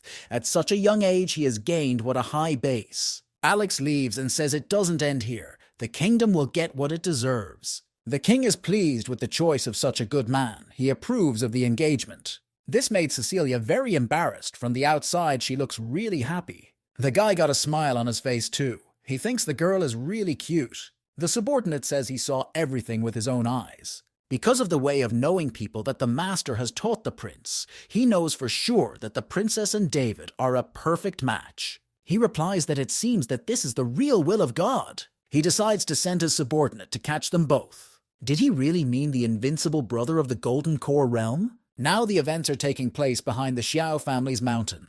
The main character meditates under a small waterfall. That's where the notification comes in. It seems an ancestor of Jack's has awakened some of the memories of the past world. He must go there, for everything around him now is an unknown mystery to him. William is also curious to know what memories the power of reincarnation has awakened. On the map of mountains and rivers, a beautiful glow emanates from Jack. It is surrounded by whirlpools of water, and they are very strong. The guy dives in there and remembers some details. He's lying on a small tile in the middle of an empty room.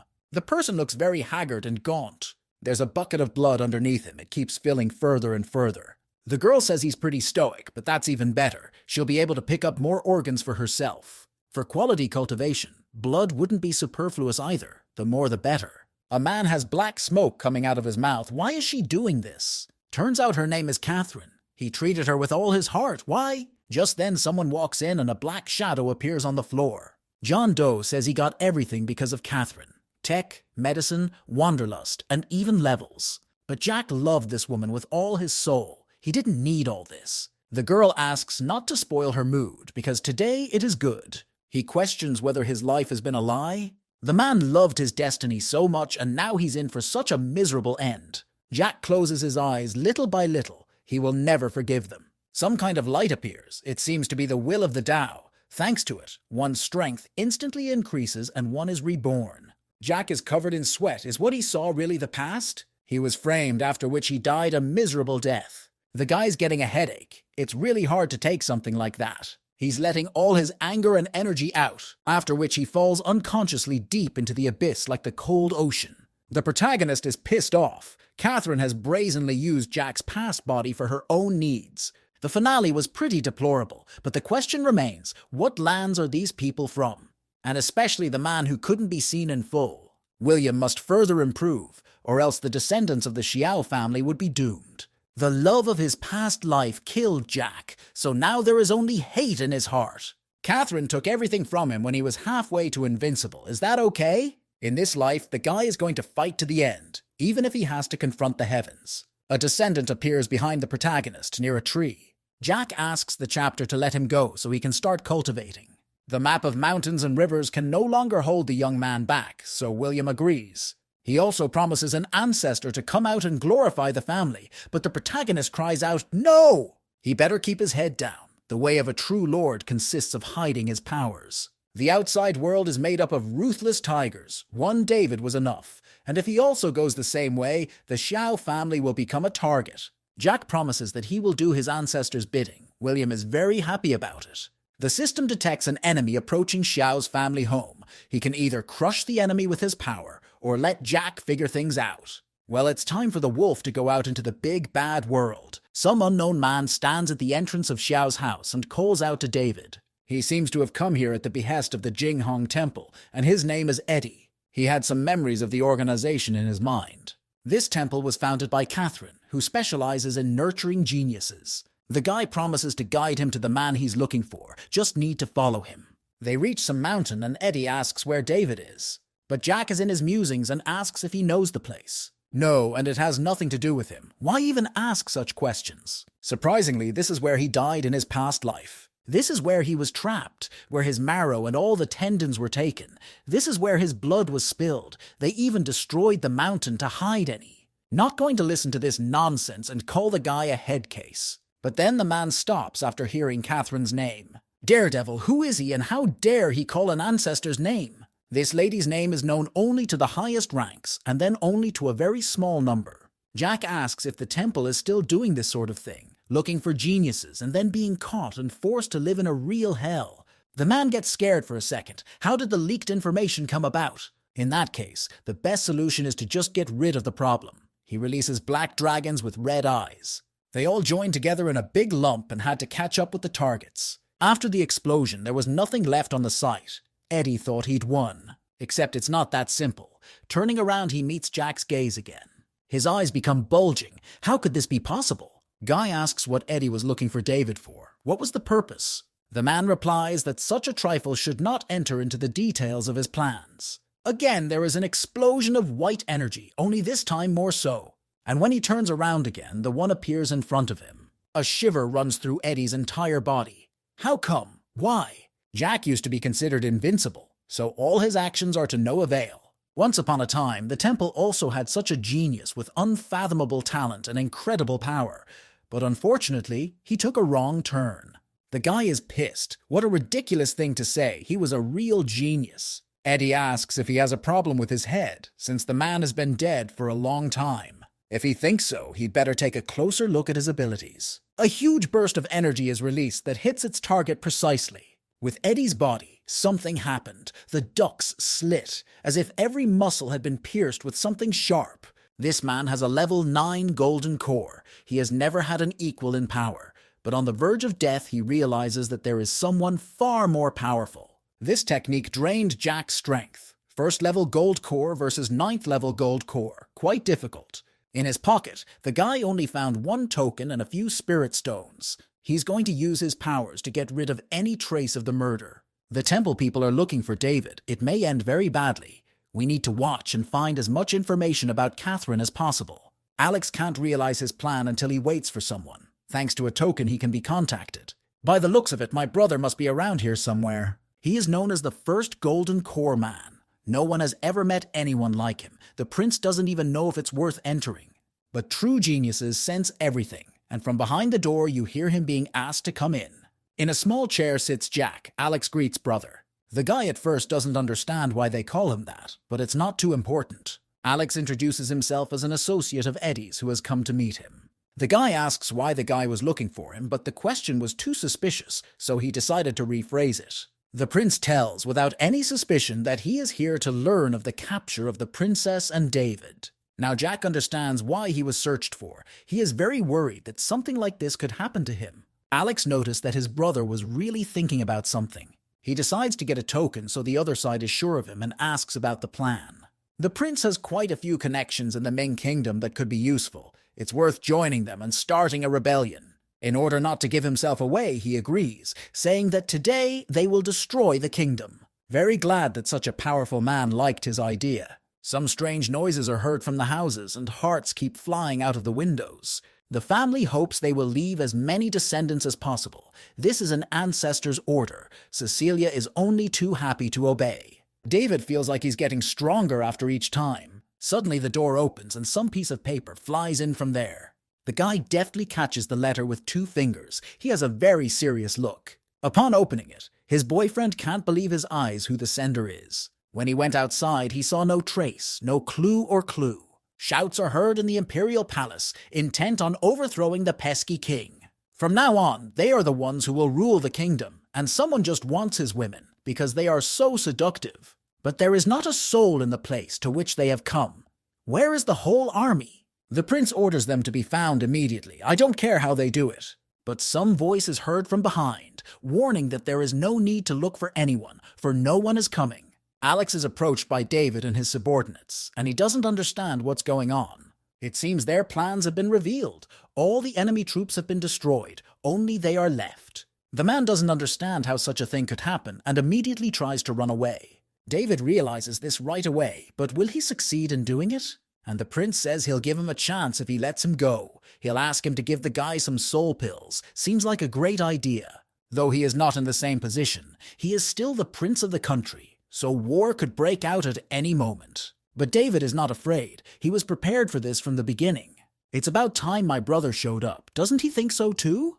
To David, this guy seems very familiar even though he has a mask. Alex brags and says that he definitely can't resist his brother with a level 9 gold core. But David is confident, and he thinks he can hold his own against such an opponent. This is the man he and his mentor were talking about. All that's left is to catch him. Jack pulls out his sword and slits the prince's throat. He doesn't even have time to realize what happened. David at first doesn't understand why he killed his associate. But once he takes off his mask, he's very easy to recognize.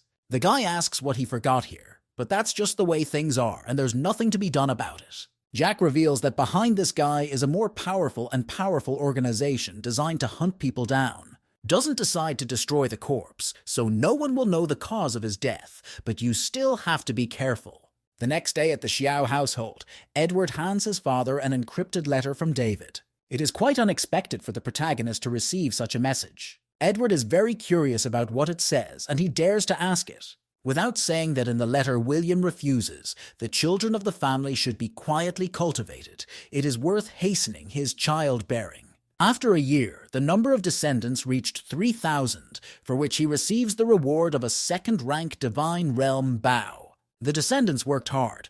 Finally, their numbers reached the heights. I also got this weapon. Its power is doubled if the wielder is strong enough. It's really a treasure. Now, it's safe to say that any murders won't be difficult. During this time, David grew tremendously and even surpassed the Golden Core, reaching the Yuan Ying period. The system tells of achievements in war and killing people from the Jingui Temple. The more pressure he gets, the stronger his offspring become. But he's also interested in the progress of Jack, who left not too long ago. The main character says with a smile that he's not bad either. Toth acts stealthily, killing enemies and saving people. He follows the keep your head down command well. David sent the letter again, only this time he put a treasure map. The letter says it depicts the place where the mighty Emperor Dak was buried thousands of years ago.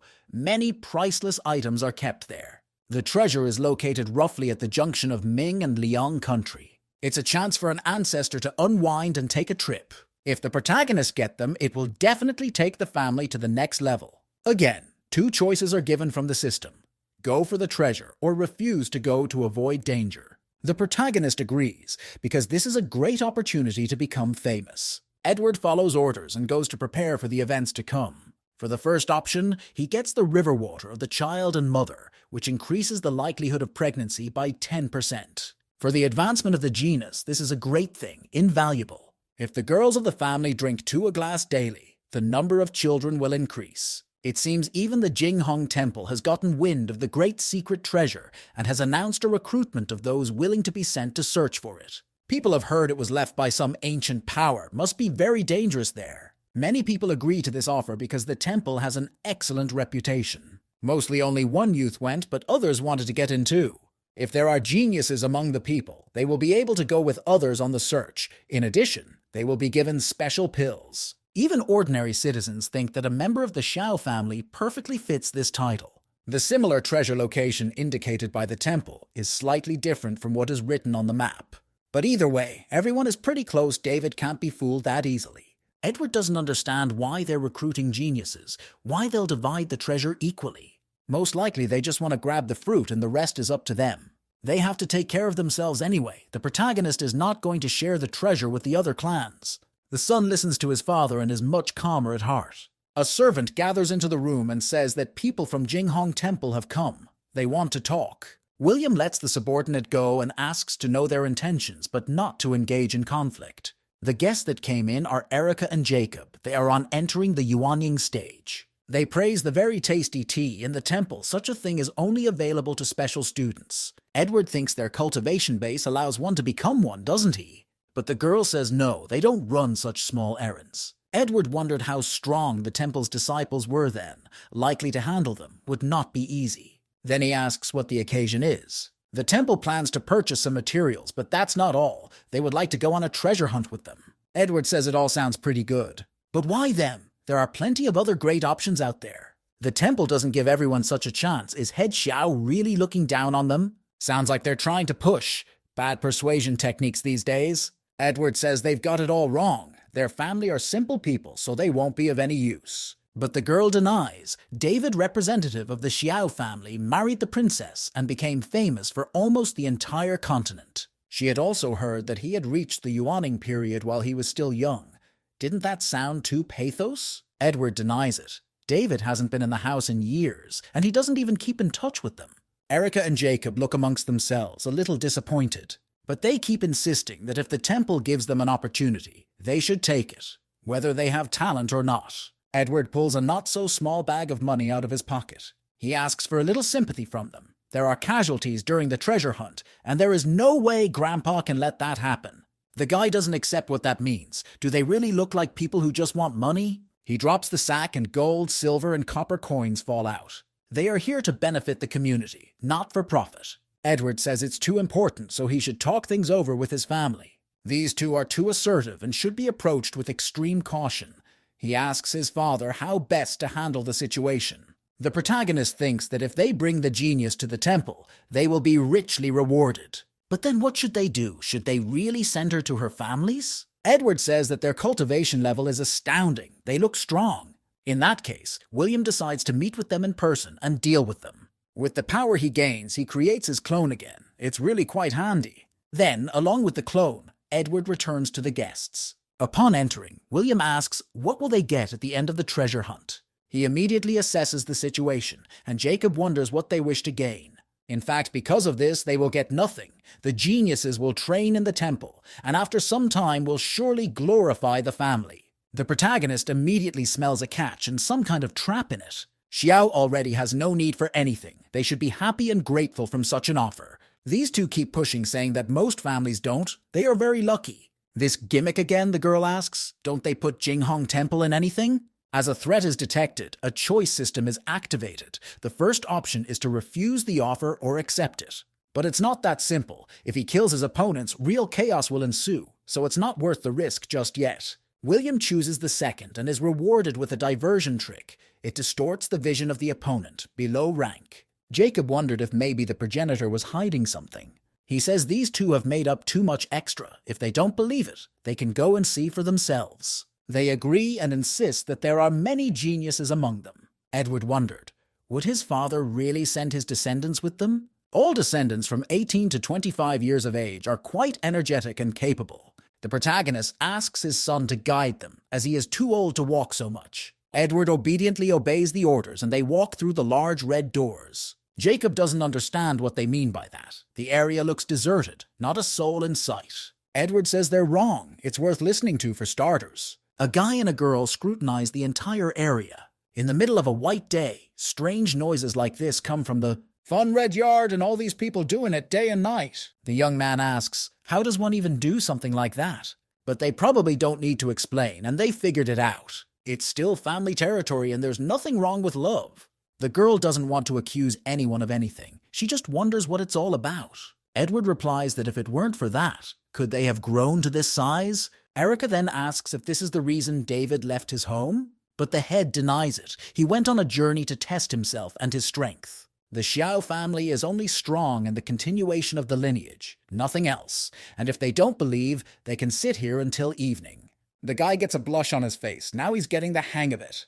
But then the girl's attention falls on the split mountain. Was there an earthquake there? This mountaintop was damaged on a night that labored with special fervor. And if they don't believe it here either, they can ask anyone in the Lodge City. Everyone knows that. The progenitor asks what they now have to say about his descendants. For now, they're not going to respond and they want to see everything else because it's just the outside yard. The protagonist firmly asks the guest to follow him. This seems to be the place where all the family's talents come together, but his father asks Edward not to worry. If they could find 10 talents, the temple would receive 10 treasures, and if they could find 20, they would immediately be accepted as an elite. Their future will be flawless without any problems. William asks if they are sure of their choice and definitely want to watch. Jacob and Erica can't wait, so they ask to be taken farther away. The protagonist does not refuse his words, except that he sorcerizes the received spell blinding. In fact, now they don't have to see the whole truth. Once inside, we see descendants in full training. Now Edward fears they will take the geniuses of the family. But the face of these two somehow is not very much satisfied. They see helpless subordinates who suffer bullshit. The guy asks how did such people even get into the courtyard? What kind of passing conditions do they have? Even in ordinary homes, people are more capable than this bunch. Sad and depressed, they walk away, and the head doesn't realize what's wrong. Anyway, if they keep looking, they won't find anything. Edward guessed that his father had been willing to take them there for a reason. Turns out he had something in mind beforehand. Either way, his father is amazing. The real thing is the hard-working members of the Xiao family. And guests see something strange, like a man hanging from a tree. But things reach the point of absurdity when the boy jet-set the family's name. The couple thinks they are sick and abnormal. To do something like this is absurd.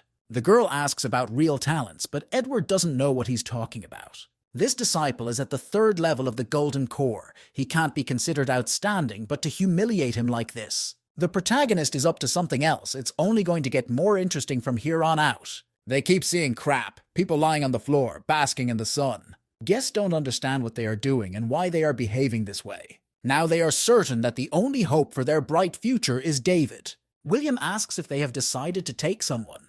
They've been to the family's town and seen the exterior and interior courtyard.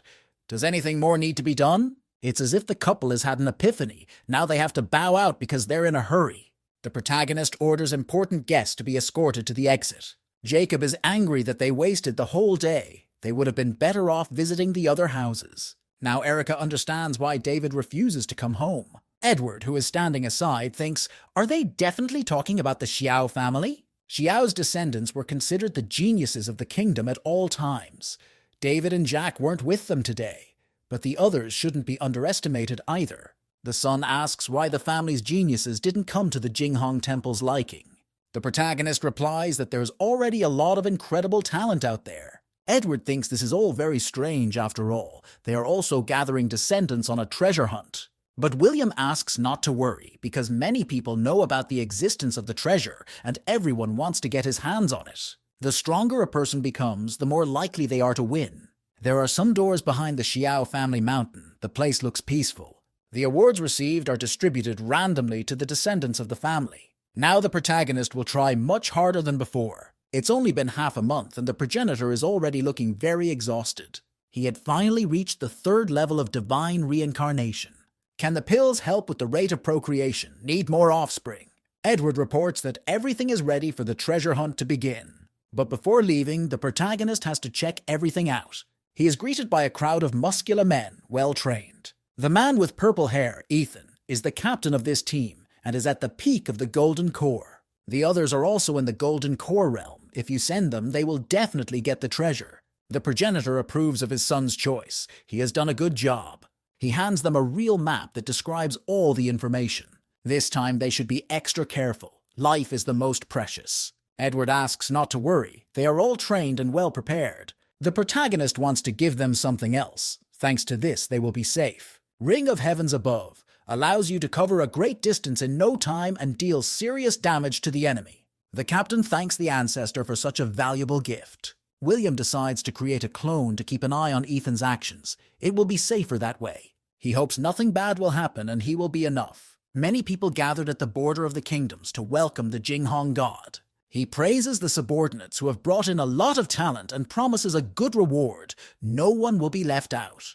But the man assumed that a smaller measure of the couple would bring 10 talents from the Xiao family. They say they've been there and are also upset by this kind of turnaround. If that's the case, there's nothing to be done about it. It's a shame that at least David couldn't be brought in. We'll have to do things differently. The road leading to the treasure is open, so the treasure chase begins. Jinghong Temple and no one else should win. Chapter asks if there is any news about David, but it seems he hasn't left the kingdom and he's not going after the treasure. If he doesn't come, the trap we set will be useless, except that the subordinate had heard rumors that the Xiao family had also sent out search teams from their side. The scouts who were there said they didn't find anyone outstanding, so take them into consideration. There's no time to waste. It's time to move out. But the important thing is to keep following David. Right now, Xiao's group will be leaving the kingdom territory, so the head asks not to use their last names, but replace it with Qiao. The main character thinks Ethan deserves to be called Team Captain. All subordinates are sympathetic and promise to follow orders. They're even starting to call him brother. Everyone seems to be getting along. Since the ancestors said that their lives were above all else, one should act covertly. One should not commit rash murders. William doesn't seem to have anything to worry about at the moment. The system has discovered the great power of reincarnation, and for this he receives a reward. The Tea of the Immortal. It is made of the ancient tree of enlightenment. Through it, you can purify souls and accelerate the sense of the passage of time. The progenitor has two options for the development of events. The first is to prepare and think about reincarnation. The second is to get involved in dangerous matters. The protagonist asks how great the descendant's power is. But no one can say for sure, not even the system itself. William approaches the estate where the baby has appeared. Stepping inside, he sees a seemingly ordinary newborn child. But looking a little closer, you can feel the great power. This baby has found the golden core and spiritual root of heaven from birth. The progenitor discovers the very map where Jack was at first and takes the boy with him. It is already quite natural for him that all great personalities prefer to be reborn in his family. He holds out a cup of the very tea he had recently received. The child started talking calmly without any problems. He seems to have been reincarnated a lot and managed to forget his original name, so nothing connects him to his first life. The boy wanted to be reborn into some quiet and humble family, but it seems something didn't go according to plan. William can't discern the previous realm of the infant cultivation. Regardless of his past life, right now the Xiao family's blood is flowing in him, and he is not going to change anything. This answer pleases William. The system congratulates the host on receiving divine power, the opening of the celestial seal. Since he agreed to live in peace, it's worth it just to be aware of his past. Sure, the celestial seal isn't considered anything great, but overall it's not bad. It turns out he reincarnated a great power during the period of victory, and though his memories are incomplete, he had decent strength. Kale thinks the ancestor is very powerful, or he wouldn't have offered to help. He has no issues at this point and is fine with everything. In a past life, he was buried somewhere here and there was no small amount of treasure left behind. The progenitor tells him that the location of his clan will be revealed very soon, but the child doesn't fully understand what's going on. The events develop on the border of the kingdom, where many people have gathered. According to the map, Xiao's men should be heading in the other direction. The crowd is confident in their ancestor, for he can do no wrong. Ethan has a great plan, but it needs to be listened to carefully. Since they can't be without the treasure and too many brethren have been harmed by the temple, the commander suggests destroying them with poison, a suggestion everyone liked very much. According to the report, there are about 100 people outside the valley, so they should wait. Dozens of people gathered near the real location of the treasure. From the entrance, they feel a very rich energy. Its power fills people's bodies, working its way to every bone. Kale sits on the doorstep and assesses the whole situation. There doesn't seem to be a single genius among them. Erica notices the boy and asks what family he is from, and if he wants to join the temple. In an angry tone, the child asks the question, are they going to dig up the grave? They don't understand what he means by the Great Emperor. Thanks to a special technique, Kale has matured to 8 years old in less than a day, but that's quite enough. Jacob realizes that he is a level 9 gold core, so gives him a chance to join the temple. Otherwise, he will be killed. The kid gets up off his knees and says that's what they're going to check out now. Erica casts a spell, warning that the child shouldn't express herself like that. Well, the boy's got enough energy for a fight. He concentrates, and his aura becomes much larger. The hand that was created is pierced by a huge beam. Jacob says the power differential is too great and they need to run. William gets a notification from the system saying that Kale beheaded Erica and Jacob. He is surprised, even though he was born yesterday. His abilities are astounding. But you have to be careful. The world hides a lot of secrets. Someone picks out from the forest and says that the Xiao family has prepared a trap. People are fleeing. It looks like the army is closing in and the secret treasure was a hoax for them. Between the Jinghong Temple and the family, a real feud began. The commander doesn't understand what other army, but the subordinates are about to leave. They're not going to risk their lives for some prize. Everyone keeps running away because the offensive has already begun. The head says that very soon there will be an order of magnitude, fewer people here. He orders his subordinates to break formation. But there's some chaos going on. The Xiao family people have already gotten there. The chapter is trying hard to kill as many people as possible. The captain didn't expect the men from the temple to react so quickly, so he's willing to save his comrade in arms at the cost of his life. But a clone of the protagonist appears in front of Ethan. There's a big explosion going on. You can't see anything behind it. Looks like one of the Williams got ripped to shreds, but it can't be helped. He's going to use a touch of heaven. The captain thanks for saving his life. He's not going to stand by from now on. The head immediately realized that it was a clone. He thought it was very mean. But he's not about to let his opponent go. The man takes to the air and is about to stab the guys in the back. But a very strange flash of light appears in front of him, from which flies out a fast, sharp, and burning arrow. She hits a left hand. The head doesn't have time to realize anything. If it weren't for the pill the temple gave him, he'd be long dead. The man's bruised but steady on his feet. A spell that William used earlier appears from the sky. Since they were the first to start, no matter who, Jinghong Temple would take revenge on them. The musing ends, and when he turns around he sees another arrow. The protagonist has finally figured it out and can rest a bit. For his achievements, the protagonist receives a sealing spatial pearl and a powerful Yuanying ringlet. He also praises the descendants for the work they have done. One must remember to improve. Thanks to the first rank pearl, he can lock within an area from which he will not be able to escape. Moreover, he will be able to increase the number of spiritual roots. This is wonderful. There are quite a few out there who suffer from a lack of them. The only sad thing is that they don't have alchemists making pills. William can't personally do it, but he has ideas. A subordinate reports to an unknown man that the Xiao family has been attacked. Almost everyone has been killed. For starters, they plan to bring order to the kingdoms, but they clearly started in the wrong place. Temple followers Megan and Matthew appear. The head orders to suppress the kingdom by any means necessary and revive the reputation of Jinghong Temple. All the proceeds of Kale's past life now belong to the family. Because of the ancestor, it can cultivate quietly. It's a small price to pay. Then William asks about alchemy. Does he know about it?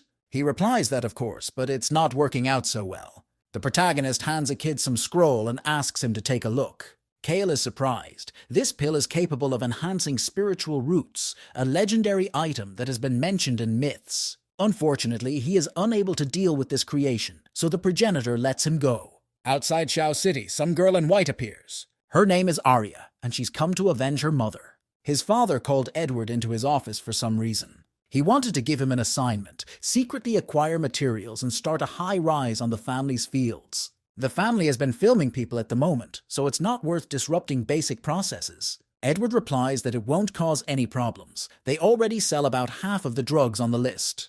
The protagonist has solved the problem with medicine. Now all that remains is to deal with alchemy. The motion pill is considered a top-level alchemy, but the family only has one of the second level. How many challenges will they still have to overcome? The system notifies that Jack is in a relationship crisis. There are two choices: take advantage of the girl's condition or show indifference. The likes of him has fallen in love with a girl from the Zhang clan, Zoe, and he has some pretty tough choices to make. It's too exciting for William. Why should he be the one to make the choice? But whatever the situation, he's not going to become a scoundrel, not even for a reward. The protagonist hears some strange screams from the yard. Looks like it's because of that girl. She's not going to leave until she sees Ryan. The progenitor wants to hear from the young lady as to why she wanted one of her descendants. To the fourth generation, he was very handsome at birth and enjoyed great popularity. The servants are going to capture her, whether she's alive or dead. She didn't think the strength of the family, but seemed so high. Arya apologizes to her mother. She didn't get justice. Maybe after she dies, that person will understand. But then the main character shows up and orders everyone to stop. He orders Edward to take her to safety. Because there are too many descendants, some events are inevitable. William shows a portrait of a girl and asks if the man knows her. Ryan replies that he doesn't know and has never seen her in his life. He assumes this girl is out to get him. The progenitor slaps him and tells him it's his daughter. The guy asks me not to hit him because he really doesn't remember anything. Edward escorts the young mistress to the main character. She looks angrily at her father. What scoundrels are unworthy to live? William asks his anger to die, for he is here to help figure things out. Arya stops dead in her tracks. He abandoned her mother. After things have calmed down, she hands over things that will help in the investigation. The protagonist asks to look closely at it all and try to remember. He recognizes her as Olivia, but keeps saying it's a mistake. But he has no excuse. The guy abandoned his daughter and daughter-in-law. William also goes on a rampage and is rewarded for it. A secret technique that helps him see memories. The reward came in handy. Now they'll find out what it was really like. Some mistress orders to keep a close eye on the man. The main thing is not to harm him. The woman mounts her horse and heads somewhere with a smile. With tears in her eyes, she shows Arya her father. Next, we see memories from even earlier. Olivia calls the guy one of the most attractive in the entire world. He tries to refuse and says he has a spouse, but all he gets in return is a hard slap across the face. She orders him to close his mouth and just enjoy the process if he doesn't want to suffer. Now the protagonist understands why things happened the way they did. To avoid danger, Rain had to fulfill whims. He couldn't even imagine that she would give birth to a daughter. Arya apologizes for her mistake, very embarrassed. William says that in that case, a family member should stay with them. Since they are parents, they should get to know each other better. Rain is scared, but the protagonist doesn't want to hear anything like that. He did nothing and received 2 rewards, the second for Jack. A jade body made of ice. In less than 2 hours, his spiritual root level had increased by 2, and his cultivation had reached the soul nascent realm. Zoe's emotions burst out, and she decided to take all the initiative. Thanks to this, Jack's condition improved greatly. Fortunately, the protagonist is old. He doesn't need to suffer these rangers. William asks Arya if she is a follower of the Lord of Redemption. That's her biggest mystery. How did an ancestor know about it? There, the girl gained level 4 alchemy skills. The main character is happy. He finally found the right person. Usually alchemists can only improve and refine elixirs as opposed to who can do much more. The girl is not happy. Are they really going to set her up as an alchemist? Edward is displeased with the girl's behavior. How dare she refuse the offer after what she did? William calms him down and tells him to be a little more lenient. The pre-doc doesn't force Arya to do anything she doesn't want to do. He suggests leaving the alchemy theme and trying a special tea. The young lady doesn't refuse and takes 1 sip. Once she tasted it, she had a chance for an epiphany. The events take place 3 days later at the very same spot. Arya comes in and asks, "Is this tea the tea of enlightenment?" The main character confirms this. He is also called immortal. It's believed that even a great mage dynasty doesn't have such cultivation resources. Since she is back in the family, he decides to give her a special physique. A golden orb appears in his hands and shines pleasantly. This is a pure water ice jade body. It is what alchemists want the most. The protagonist asks how long it will take a girl to level up. For now, her level is advanced to soul nucleation, and she can refine level 5 elixirs with recipes. So William asks Arya to go after him. Spatial magic had turned into a secret realm. Here she would be able to gain a new level of power in 3 years. Progenitor quietly lets her study there, and if any resources are needed, just ask. The system notifies that some empress has been reborn into the Gu family. But what does that have to do with Xiao? William should build friendships with them just in case. The system then adds that she was born in their clan's territory, and there was probably usage. The protagonist should block it so other countries don't find out. He gets good rewards for doing so. The appearance of a huge number of enemies has also been revealed, so what will he do? It looks like the Empress is in that wagon. She's crying loudly. A woman with red hair holds a little girl in her arms. It's very sad that something like this happened to their family. The mother feels sorry for the child. The Gu family has many marriages with the Xiao family. They will surely be able to help.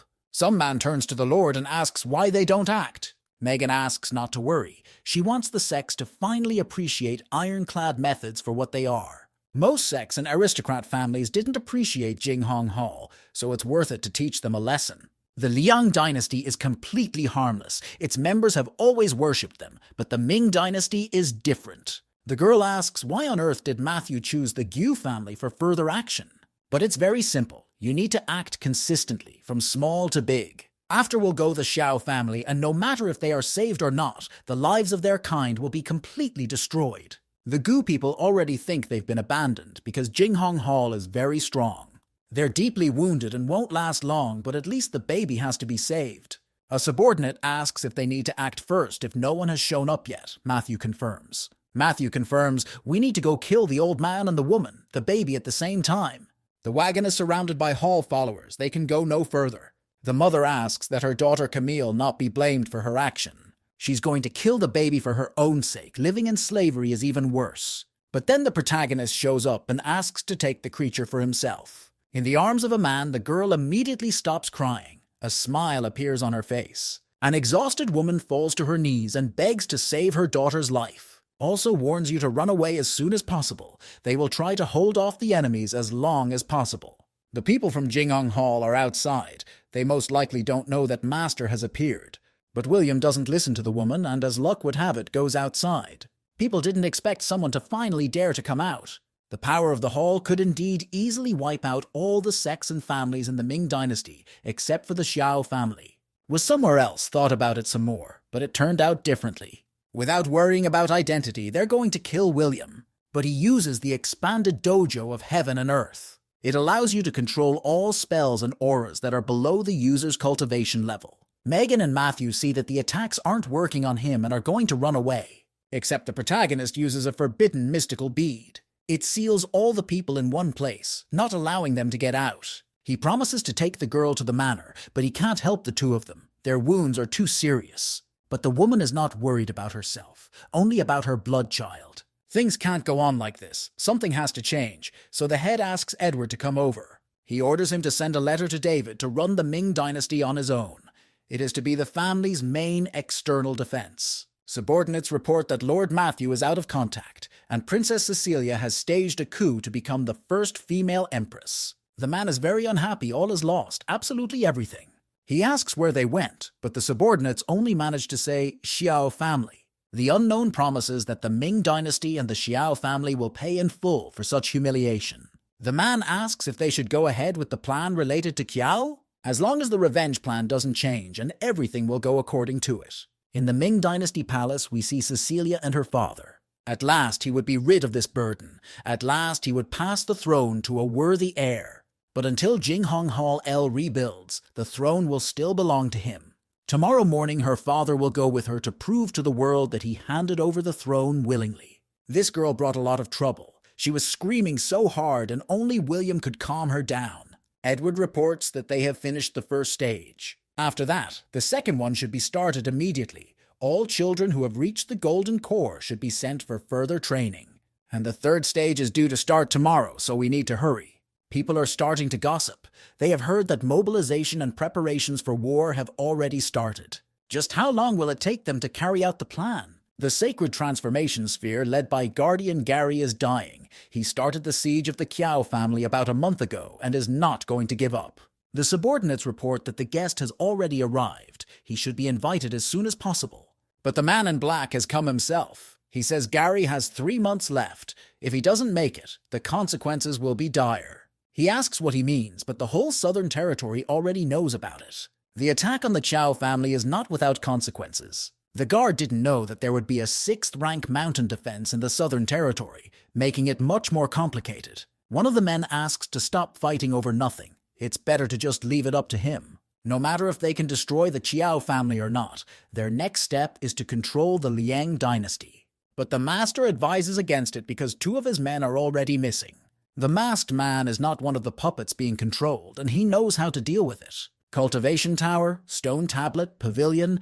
Now the Xiao family city has an aristocratic appearance. The head wants to create a perfect cultivation land. This he needs a strong assistant. Here comes a notification from the system that says a cultivator who understands the field of integration has arrived. After looking at all the information, the protagonist realizes that he has come in order to find an apprentice. This old man is just overwhelmed with emotion. This kind of thing is beyond comprehension. His name is Paul, and he's surprised that his family has advanced him so far in a couple 100 years. Grandpa notices something. Someone asks to let the girl go.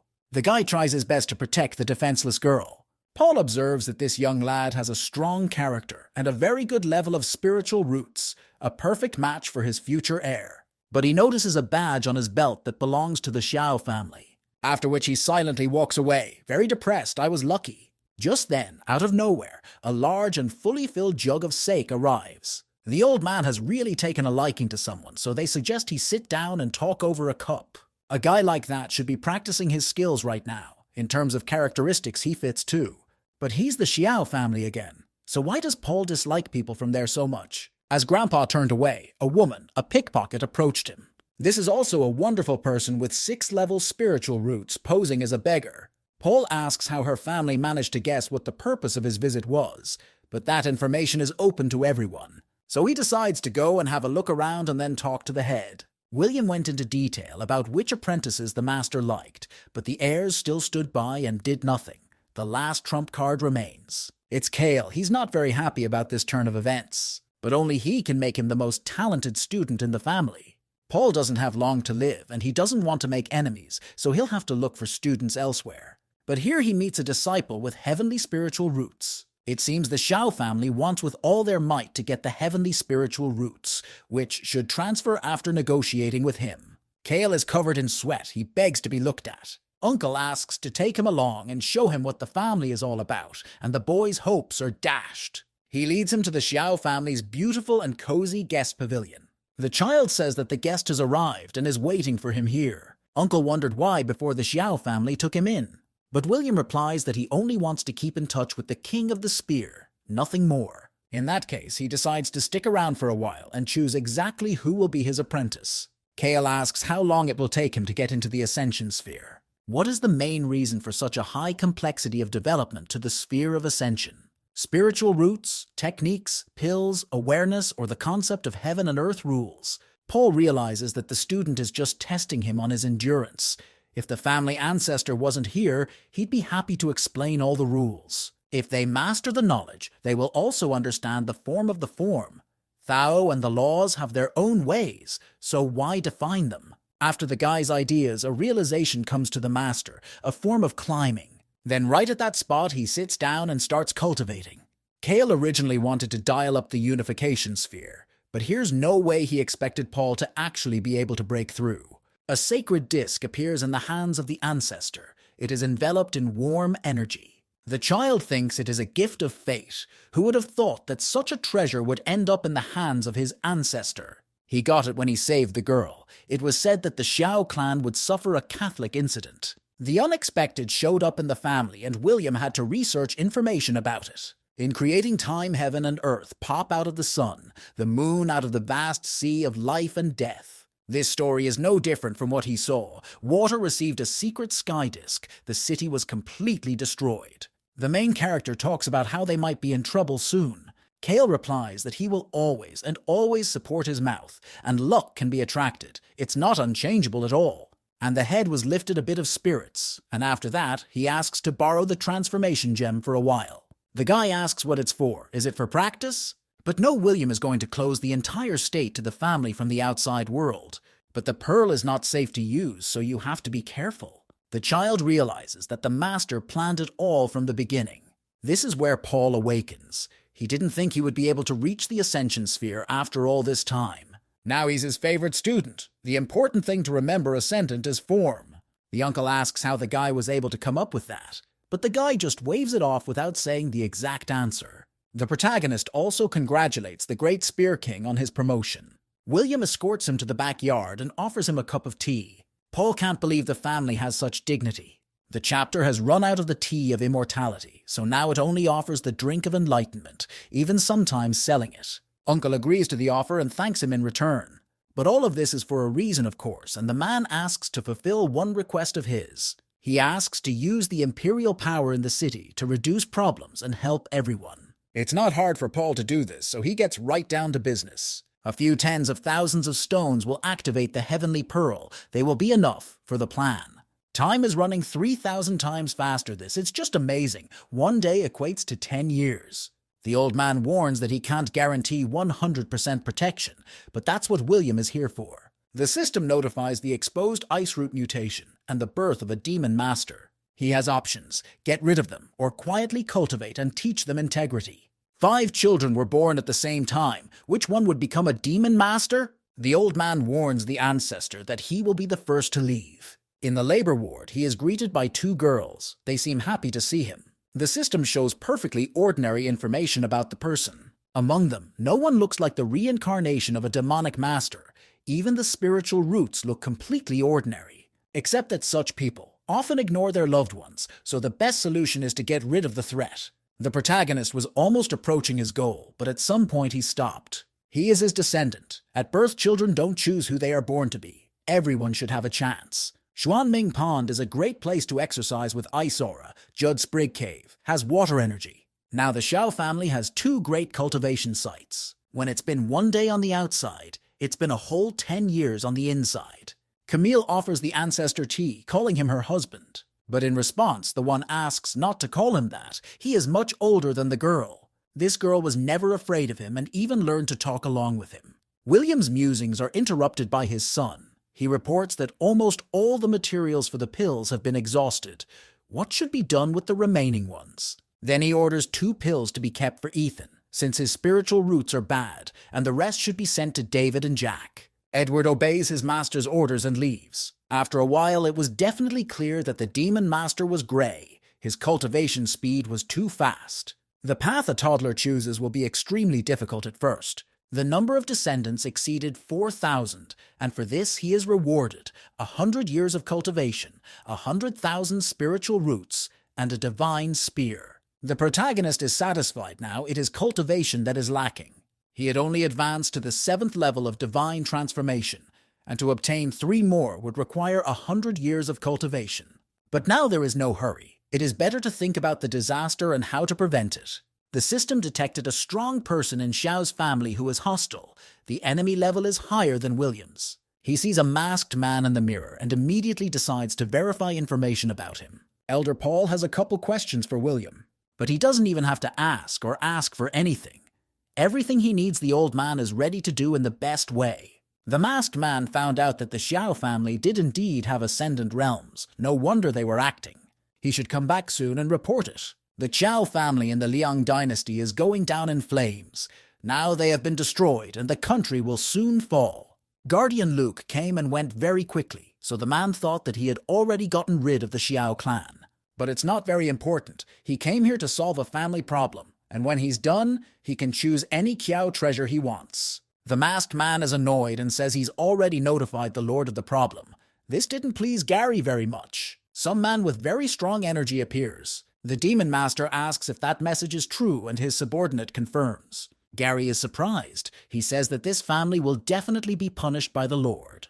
The man simply asks to follow him without saying anything else on the subject. Systems notifies the arrival of these 3 in a flying boat. The main character is upset. Why did this happen so quickly? Is the end for the family coming today? Looks like Lord Dominic is an armored cultivator. The demon promises not to kill Xiao's family today if the old man lets him take his weapons and swears to become a servant. But Paul doesn't agree to it. The entire southern region was completely destroyed by the name. Isn't that enough? The man has noticed that he has broken through to a new level and wants to test his strength. So Dominic is the first to attack. What will be the outcome of the battle? The demon gives him another chance to give his soul and be faithful. But he just refuses. And then Dominic promises to destroy the place. The weapon in Uncle's hands is magical. It is a true high-rank treasure. The Lord turns and asks his subordinates why they are standing. They need to go destroy the entire family. The masked man is the first to comply and fires off a huge cannon. Paul realizes that Xiao's family town cannot withstand such a blow. But you have to keep in mind the protagonist, who can use 2. The 2 punches collide with each other, preventing the defense from breaking through. Gary offers to partner up with one William. But he has a lot of ancestors coming to his aid. They are all so willing to help. The masked man was shocked. How could there be so many powerful cultivators in one family? The pair realizes they can't fight. This master has too much divine power. The head is later going to use the beads with the ceiling space to destroy all enemies. Suddenly, a man falls from the sky. It looks like the battle was over. And the loser was Old Man Paul. Though he had improved, he could not resist such a word. William is even more unhappy. Everything is going as predicted. Dominic also offers to join the Jinghong Temple to his ancestor, or else he will meet the exact same fate. They could get along well if Xiao sent hundreds of well-qualified people every year. But the Xiao family had not lost yet, and they would fight to the end. Such news made the demon lord laugh. Their only assistant had failed. He's going to kill the most important one first, the family's forefather. The protagonist can only use his trump cards to stay out of danger. Kale casts a spell using the transformation bead. He is also helped by the descendants who are around to continue him. The former empress is also involved. She grew up to be a decent person. The man realizes that it looks really bad and he should take action soon. Since his life is in danger, he is going to put another man in harm's way. The demon lord flees, leaving his subordinate to fend for himself. Among his descendants are those men who are far braver than he. The Warn spell completely defeats Luke. This kind of magic has very strong side effects. Part of it is the trump cards, kids. It's time to take advantage of the forbidden space gem. All the disciples of Jinghong Hall were sealed, but Dominic managed to escape. He barely saved his life. Even with the help of elixirs, it would take him a decade to go from herbs. The strike that was used cost him 500 years. That's a pretty big price to pay. Now the events take place in the Liang dynasty, the site of the Jinghong Hall gathering. Dominic asks for 2 guards to be sent out. What happened to him is really disgusting. The Lord promises that he will kill the men of the family one by one. He orders to send a message to the Lord in the Western Territory and several sects. They will definitely agree, after all, there are the greatest treasures there. The subordinate is not very sure about the man's choice and is asked to think carefully. The demon realizes what he wants to say with this. Giving up these treasures is easy, but he has a great plan. Now Dominic will go to heal his wounds. When the guests arrive, he should be called. A mainland in the western region, the great leader Nathan sits on the throne. He wonders if Dominic would really be so kind as to give him the spiritual lance. The servant thinks his lord can easily defeat the demon like before. The subordinate understands his young master very well. The events take place in the Xiao family. The protagonist asks if there is any quick way to become stronger. The system responds that the better option is to have more children and notifies the birth of a strong person in the realm of divine transformation. In the magic mirror, William sees two people approaching the main gate. But what have the representatives of the sects, which are located as far west as the western region, forgotten here? These elders have something to discuss with the Xiao family, and Edward meets them and without any animosity invites them inside. The Xiaos are a very large family, and they find this kind of reception a bit insulting. At the guest pavilion, Edward asks why they visited their clan. They wonder if a 9th foundation-level person can become the head of a family. Are the assumptions of the effect exactly right? The representatives of the sect immediately say that, and want to purchase their time treasures. Edward apologizes and says they have no intention of selling the treasure. The man is annoyed. How dare they talk to the elders of the great sects like that? But people keep insisting on their own and once again offer a very good price. The old man doesn't really want to give up such valuable items, so he refuses again. People then resort to threats and say that otherwise the family will simply be destroyed. Even on this, Edward doesn't fall for it and chases them away. They promise that within a month, a warship will arrive at the Xiao family. The protagonist reasons all these sects are very powerful and their influence extends throughout the kingdom. They would most likely reach the Ming Kingdom in 10 days, during which time the family would turn another 100 years old. William thinks to seek refuge in other sects, but that could be very dangerous. Relying on others is a foolish decision. In an extreme case, the head asks if the system can protect the children if he dies, but gets a negative answer. William then asks to send a message to David to go into hiding for 5 days. The family is going to leave town in secret. With a plan in place, they can all walk away in one piece. But Edward is not going to run away. He is the head of the family and must remain so until the end. As long as the descendants are alive, they will continue to exist, which is why he must go. The main character will talk to the others and ask to leave as well. Edward is a little depressed and frustrated, but he can't resist orders. After a while, 3 large flying ships appeared on the horizon. One of them had the Ghost Emperor on it, the other the Thieving Heaven sect. Dominic says this family is just plain crazy. A multitude of people gathered over the city. They are in anticipation of something. The head of the sect notices that there isn't a soul in town. He doesn't understand what's going on. The demon lord is annoyed. He can't even tell if all the disciples of Jinghong Hall are dead. Keeper Eli approaches him. He says that most likely the Xiao family is afraid of throwing away their house. That's when the main character appears, his aura glowing and attracting attention. He appears before the emperors as an ancestor of the family, William. He turns to them, and this time is willing to volunteer the treasure. Lord Nathan asks, where is their precious possession? The protagonist replies that these things are right on top of him right now. Then the sect leader, Podmir, asks them to hand over the items, after which they will leave.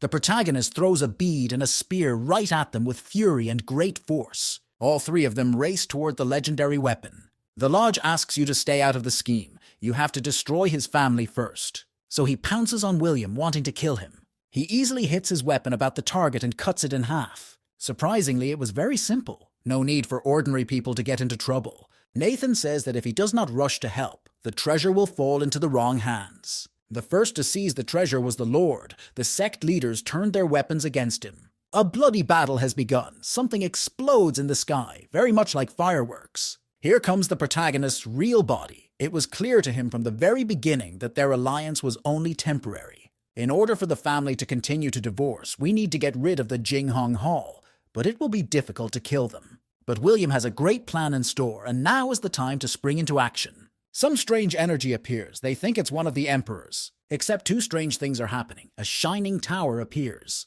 And behind her, ice crystals rise up. People are confused. They warn the emperors that they are most likely trapped, but it's too late. This time he prepared himself and put all his accomplishments from the past century. The protagonist confirms the activation of the self-destruct.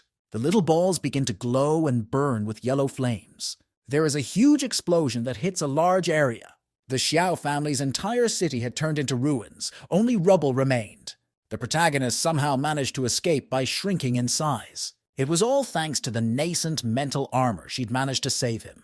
The master kills all the emperors and gets this rewards: immortal sword, soul resurrection pill, divine power, and asura transformation. A few months later, the cultivator world of the southern and western territories turned upside down. No one knew the truth. The events take place 3 years later in the city of Huangchao. There were rumors among people that the Xiao family's former wealthy businessman had suddenly built a large mansion and hosted weddings on a large scale. Today is also a very happy day. The chapter's 13th nephew also married a new girl. In the Xiao family, the woman asks not to take Eli away, but he will be better off in the ancestral land. The girl doesn't want it, she can't stand it. But the husband replies that all the relatives can finally get together within 10 years. He is obliged to show up there. A ship approaches, and there are men in black standing on board. They have finally returned. The ship goes through a portal and into a mountainous area. They are now heading to the main peak of the place. That's where our protagonist is. He's meditating. Ethan was happy that he had accomplished his mission, and 527 streams of family headed his way. The preduct didn't worry from the beginning, for he trusts his children. Today his subordinates went out and heard the news about the divine liquid. This may help. The explosion 3 years ago did a lot of damage to the pearl, and as a result, the family suffered and was scattered to different countries. This item has been placed in a spiritual pool. It takes 10 years to complete the restoration. The news is that the Kunlun sect has discovered a divine liquid in their secret realm. There was a rat in that place who told the secret to the world, but his identity was revealed and he was killed. Regardless of whether it's true or false, they should try to get the thing. The head asks not to be disturbed and to go rest. He has a plan. After the subordinate, the son Edward enters the room. Looks like he's finally upped his gold core. Well, his classification is very low. It will take a lot of resources to finally break through the golden core. William is about to leave the family, but Edward says it's a lie and he just wants to get away from his aunt. The protagonist says he doesn't want to talk about her and wanted to know about David in general. He seems to have accomplished a lot and controls 15 queens. Also, a third of the southern territory has completely left Jinghong Hall's control. Also, Jack sent a letter. He snuck in and got the information. The head asks to go back and contact David and the others. William is going to cut off the power of Jinghong Hall and finally deal with him.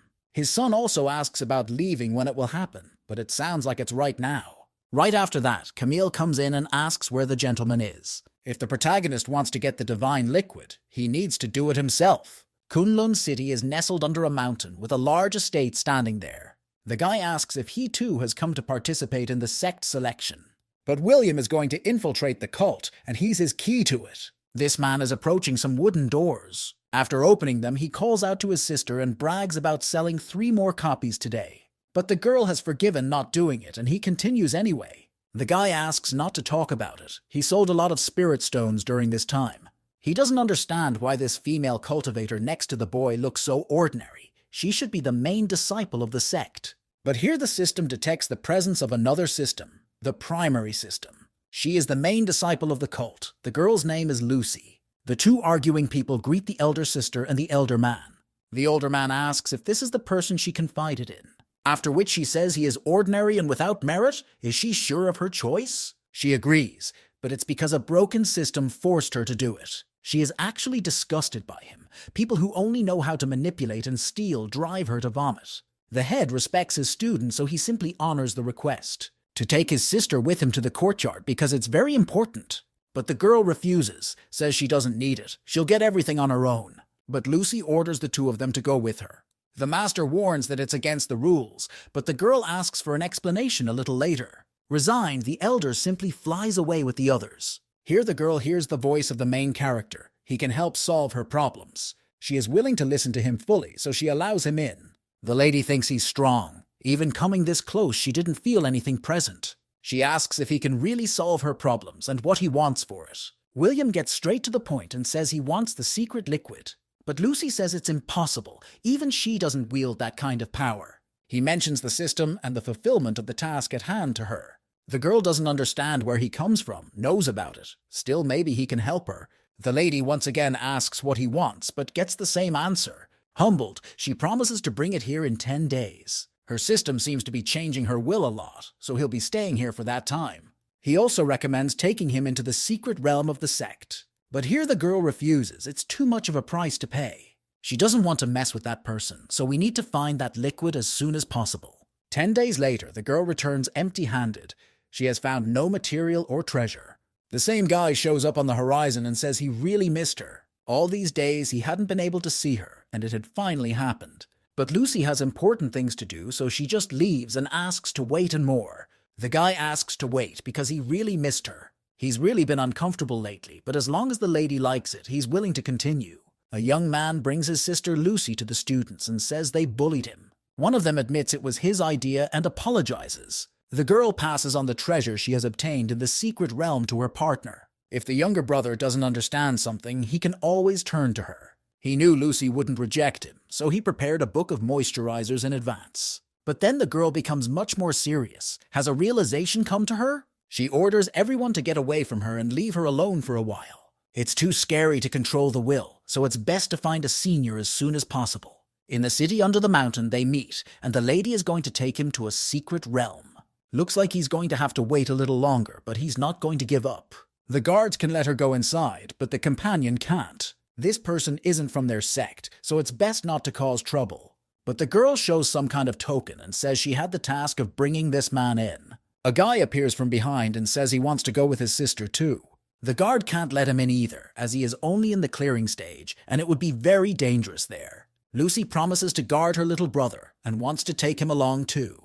The girl has lost her will again and cannot subdue it back. Kunlun's secret realm. The view from there seems very beautiful. Although they say it's a special place, but its aura is only 3 times that of the outside world. But a powerful wind has quite a destructive force. 1,000 miles away is the soul nucleation stage where the divine liquid appears, but it will take at least 2 days to get there. The guy is too slow, so he asks to wait a minute and come down to the ground. In 100 miles, he had stopped 6 times, and this one was only because of the centennial key cleansing the grass. Annoyed, the protagonist asks the boy what's wrong. But he replies why not pack good stuff when he meets them. If there is any objection, he may not follow them. The main character takes the guy by the throat and asks him if he's bullying him. Lucy, with hearts in her eyes, really begs to let her little brother go. William doesn't want to waste much time, and if it happens again, he'll kill him. Malik realizes that Lucy doesn't want to part with this man, so he will force him to get rid of him. 1 day has already passed. The day is replaced by a beautiful night. Then there are destructive circles of hurricanes. Even the Emperor will find it hard to escape, so it's better to wait it out in the cave. But the guy wants to go out with the girl for a walk, and she doesn't even mind. They retreat to the other side of the cave for privacy. William doesn't understand why you have to worry so much and just don't speed up. The guy is trying his best to seduce the girl. The protagonist secretly observes them and tries to stay out of sight. There's some kind of weird blue beam going through the guy's head. Lucy is asked if he killed him, but how? He promised to solve the problem, and if any trouble happened to her, it would be bad. The girl asks if she will die after him, but William denies it. Lucy wonders how he did it without being. She had contemplated such a development, but was afraid. The system detected that a great power in the revival stage was approaching, as well as 8 other powerful people. The protagonist was surrounded on all sides, not giving passage. Lucy asks why he's looking for the divine liquid. People think they can capture a man at the 5th level of the ascension stage. But it's just plain ridiculous to be so arrogant and underestimate your opponent. Taking advantage of some sort of spell, William becomes the next target of the broken system. Lucy tells her master that her purpose has suddenly changed. The master replies that he is the man, and if they don't keep their word, they shouldn't blame him. The man orders the girl to approach him, but as long as revenge is at hand, she can keep her will. The master admits defeat and asks Lucy to be released, promising the divine liquid in return. The girl dutifully hands over the divine elixir. William recognizes that this system is very useful and powerful. After he has gotten what he wants, must change Lucy's task. The new man in the system has to be Hunter. Lucy calls the main character her brother with tears in her eyes. He becomes uncomfortable with this and decides to do things his own way. That is, just escape with her through teleportation magic. The subordinate asks the elder what they will do next. Masters didn't expect the system to affect Lucy so much. They're together like a real date flying under a starry sky. Now she's not going to leave her baby brother so easily. And William even really likes this title. It feels like he's being subdued. The people following them can no longer find their trail. The master is thinking about something and keeps repeating William's name. She might even have to give up on this student. Too much trouble. Others disagree. She is the most talented of the last 100 years. They have to get Lucy back by all means. Everyone from the cult is ready to band together and bring the girl back alive. To the master comes the realization of the great emperor of destruction. Finding himself in what confusion, the legendary ancestor of the Xiao family is an incredible person. It was already deep night. High at the bottom of you, the moon appeared. The girl touches William in various inappropriate places. Well, you can tell by the look on a man's face that she's not just going to walk away, retreating to a silent place where no one can see them. They are not dealing with needs. Has it taken the progenitor a long time to find a woman? The sun slowly begins to rise, the couple lying peacefully under a warm blanket. In 2 days, the host's total conquest only increased by 30%. But what happens if you win completely? Looks like the host will then be love-bonded with Lucy. The system is detecting a battle-class spacecraft. It belongs to the Gingong Hall. Best not to mess with them. But he doesn't yet know what their goal is or what they want to do. It's time for the man to go, so he wakes up the girl. Except she asks me to wait and take her with me. William isn't going to dissuade her and asks the system to find Xiao's closest descendant. It turns out to be Tyler, and he is near the Shushan tomb. William stops the flying boat. The man asks the reason for this. He states that this is his road and they can't go through here, only for money. People don't understand where the road and trees came from when they were flying in the air. The subordinate wants to kill these people, but the keeper stops them. When the protagonist is asked how many he wants, he replies, 1 billion spirit stones. The man doesn't seem to know what he's talking about. They participated in an auction and raised less than the amount named. But in any other case, William is not going to miss them. There is a huge explosion that completely destroys the ship.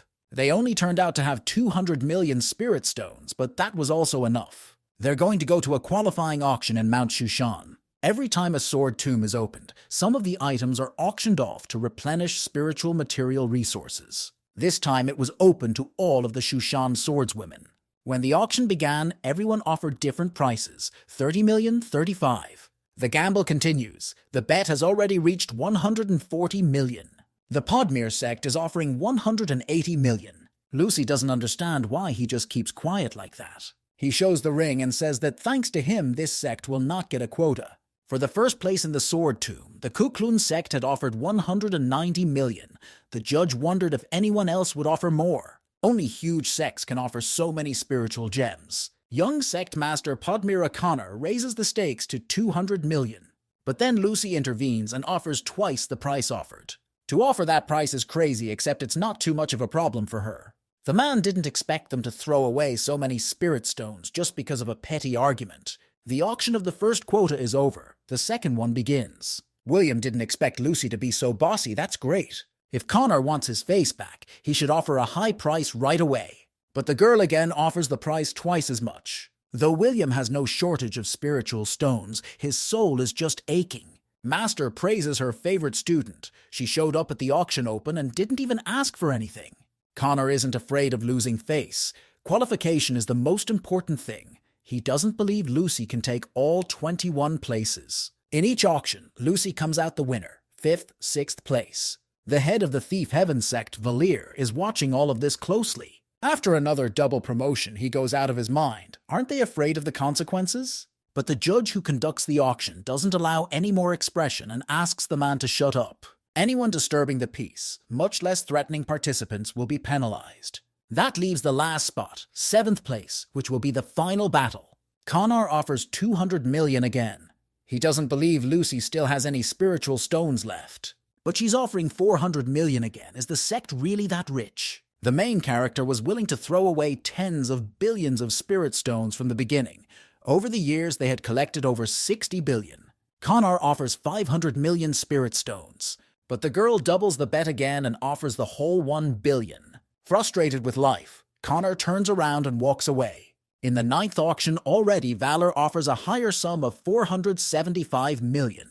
But here too he gets beaten and he too walks away offended. Lucy has almost spent 10 billion already. Who will be responsible for that amount of money? William is going to leave the auction and recoup some of his losses. He gets in front of the ship, stopping it. Valor is in a bad mood who dares to stop him. But before he can make a single move, he finds himself chained in an ice crystal. He realizes that the man who did this possesses the steps of ascension. He needs to escape.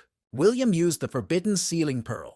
With this, he kills the emperor and gets the resurrection god pill. If he had 3 more years, the Xiao family wouldn't leave the city and flee. After he goes to Padmir's sect, the head is the first one about to come out against him. But you don't have to do that. He dies instantly. The girl says that the auction is over, and now all that is left to do is to wait for the location of the quotas. Lucy's men have already arrived at the hall, but she asks them to wait. The protagonist admits that their auction is targeting sects, and if they have broken the contract, they should be owed half of the stones back. The man ponders that even if he pays back half of it, that would leave 4 billion, still a very large sum.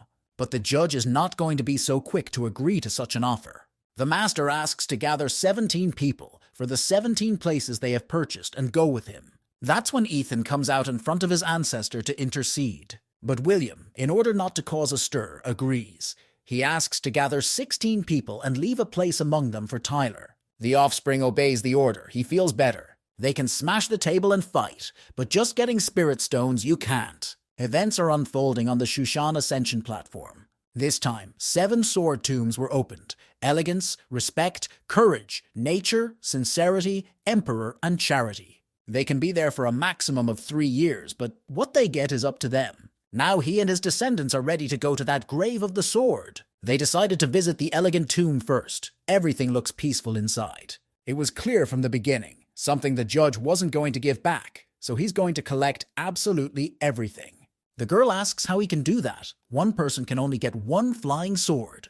But William had a plan. His clones have independent lives, and because of that, taking all the flying swords would not be a problem. He activates the divine power and orders the sword to come to him. A divine weapon appears near him. It seems to be the base of this tomb.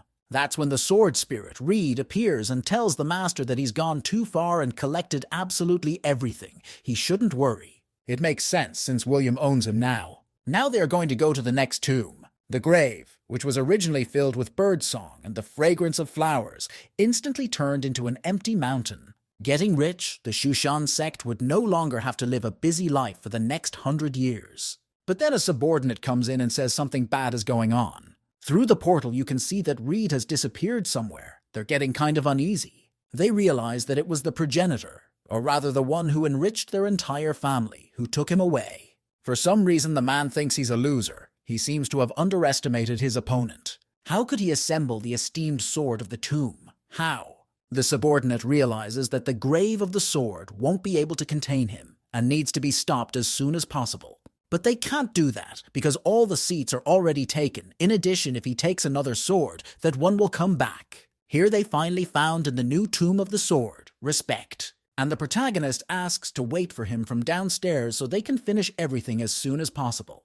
Again, he orders the swords to come to him, hundreds of weapons falling from the sky. Sword Aubrey greets the master. She is also the head of this place. The master is shocked. He thinks it's an illusion. A real person is not capable of wielding 2 swords. He is just as likely to place a weapon in the pearl as a past weapon.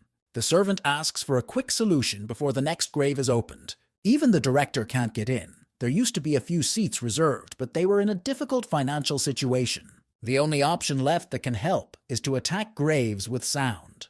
The people of Shushan realize their mistake and ask the protagonist to show mercy. They are even willing to give up the spirit stones provided to them. William liked his lucrative and greedy look better. The master apologizes and promises to give back absolutely everything they received. 8 million was spent, and there's still a lot of good stuff left here, so he's not going to retaliate just yet. The Shushan sect is even willing to agree to any 3 wishes, but William only needs 1. He offers cooperation to defeat the Padmir sect, the Thieving Heaven sect, and the Jinghong Hall. There are approximately 5,000 people in the Xiao family, and to compete with these 3 forces requires many years of training.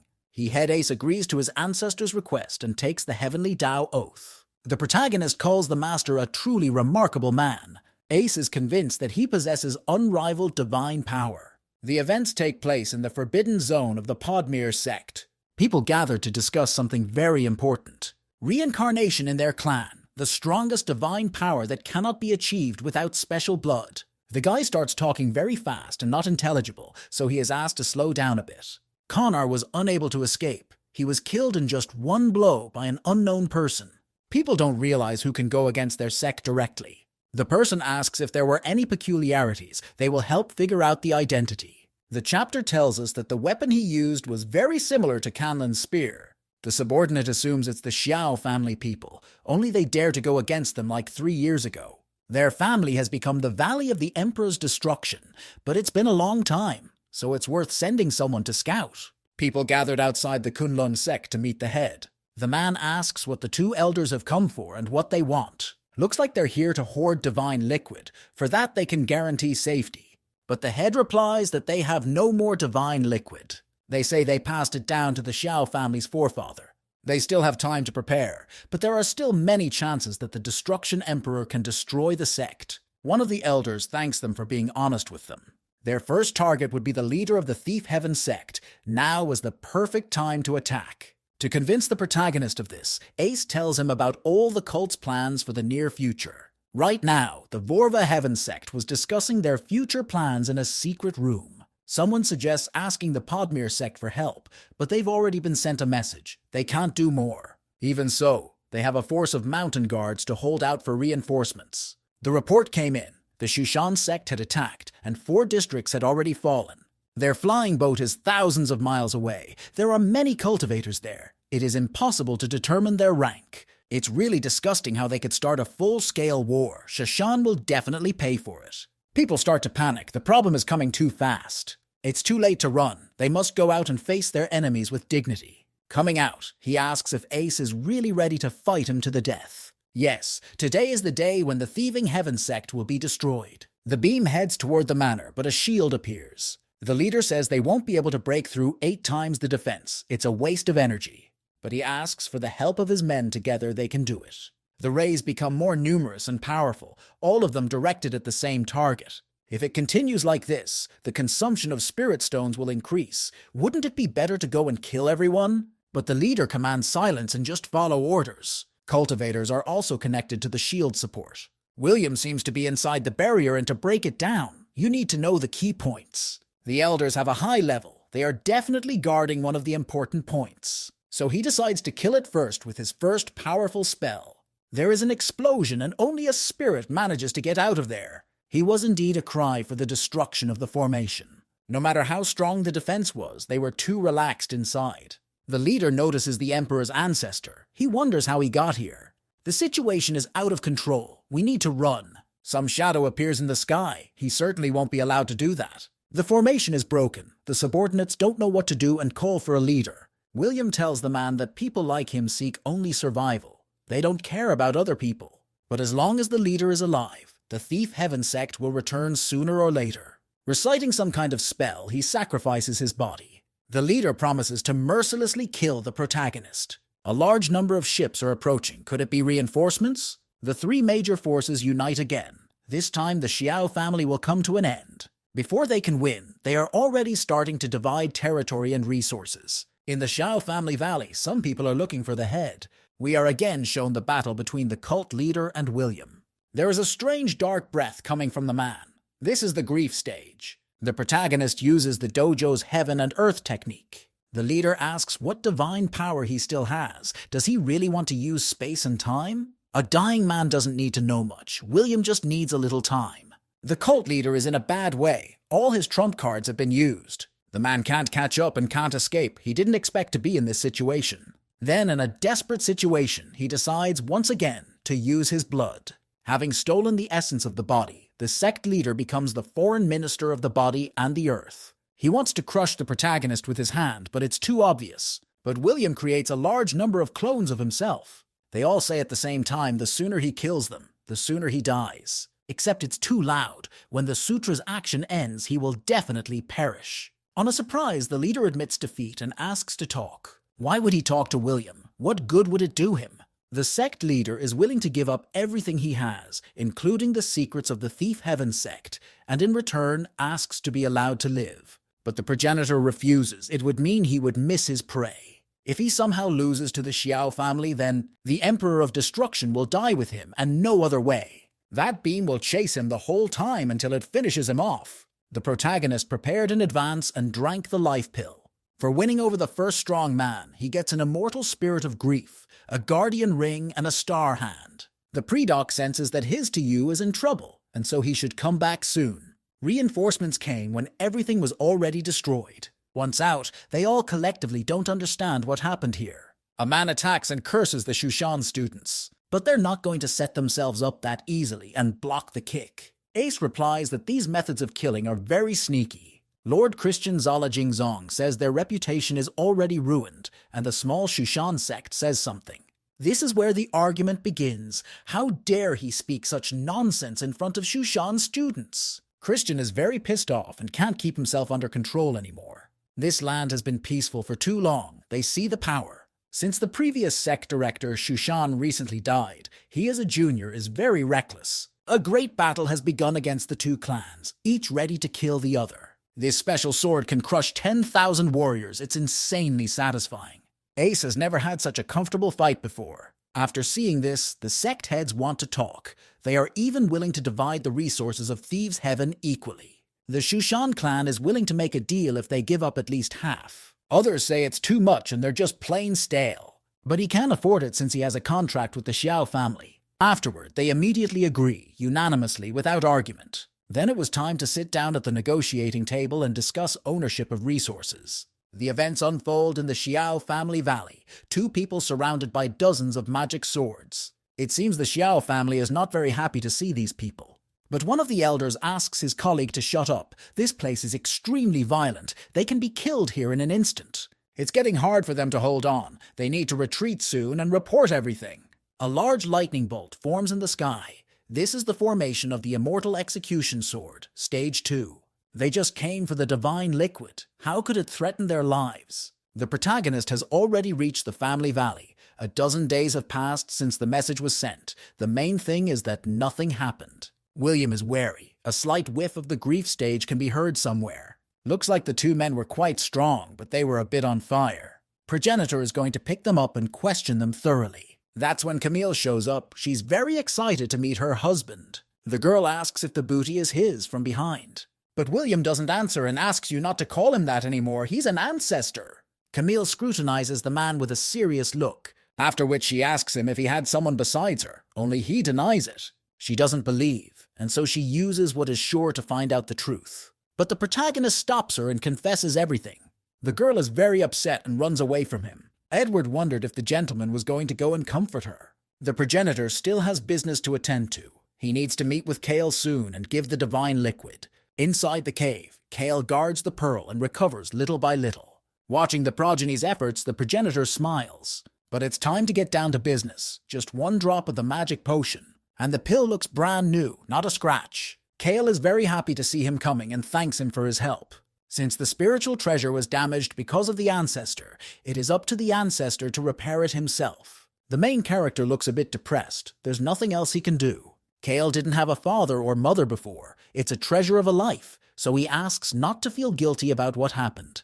The forefather was even somehow uncomfortable, almost crying in front of his grandchildren. Thanks to Kale, the heavenly pearl had worked again. Now a year in the Xiao Valley was equal to one day in the outside world.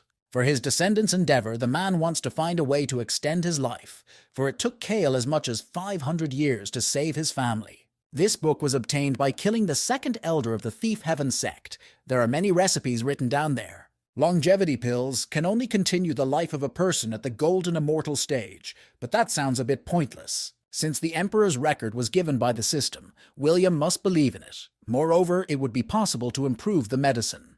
For that, he called Arya. Perhaps she could help in some way. The protagonist asks if she can, familiarize herself with it, and improve it if possible. The girl picks up the book and really wonders where he got it. She says she is only at the 6th rank of alchemist and is unable to create an immortal pill. William insists that she take the job because it's very important. But Arya still refuses. You need at least an 8th grade alchemist to understand the formula. The progenitor realizes that the contents of this book are unusual and care must be taken. He looks a little depressed because he's not as good as the hosts of the other systems. But now it's development time for the family and himself. 3 days passed. Something exploded on the family's property. These people's bodies are indeed strong. They can endure the stages of grief. The charred man seems to still be able to breathe.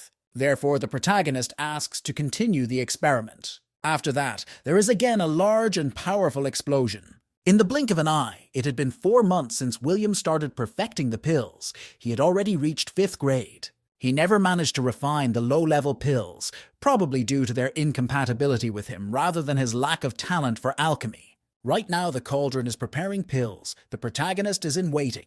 He finally managed to avoid the furnace exploding, but everything turned to ash. The protagonist gets a great idea. Just rub this mixture into the pills themselves. He gives them to those 2 people. What will be the effect this time? No one died or exploded. Is that really a success? While the revenge cauldron is hot, the next batch of pills should be prepared. The 2 woke up. There was already hope that they were saved, but it was too early to rush. They didn't feel the method of imprisonment, and while Revenge decides to pretend to be dead, to then take the chance and escape. Things went wrong for William again, even though the method was the same. It didn't work out. The men call William cruel. He did use them for experimentation. Even after a long time, no progress was seen, so he decides to make a poison pill. People can't take it anymore. It's sheer torture. They decide to go to the man and tell him that the pills are being done wrong. William turns around with an evil grin. Have they finally spoken? One of the subjects asks if he's known about it for a long time, but the protagonist just didn't want to get rid of such specimens. The souls begged to be let go. They didn't want to antagonize from the beginning and came from the Qingshuan Holy Land. Also adding that the poison pill technique must be powerful, and because of his gentleness, it doesn't work out. The elder is outraged as to why his colleague is telling this, but if things are left as they are, they will die. They aren't afraid of the usual poison pills, but the ones William makes are very strange, and each one is unique. If they want to teach the protagonist something, he's willing to listen. It turns out that these people are the best rank 9 alchemists, Gabriel and Andrew. They're one of the top 10 in the world. Why didn't they say so before? People are already starting to think he wants to kill them after saying that. But the forefather doesn't listen to them and asks if they can improve one thing. The elders realize they can't get out of there that easily. When they see the recipe for the immortal pill, they are very surprised. No one has ever seen such a thing before. William asks them to pull themselves together. Will they be able to do it? If you need to improve, it's possible, but there's a problem. Their bodies are severely damaged and their minds are in a state of change. The elders can't do this even if they wanted to.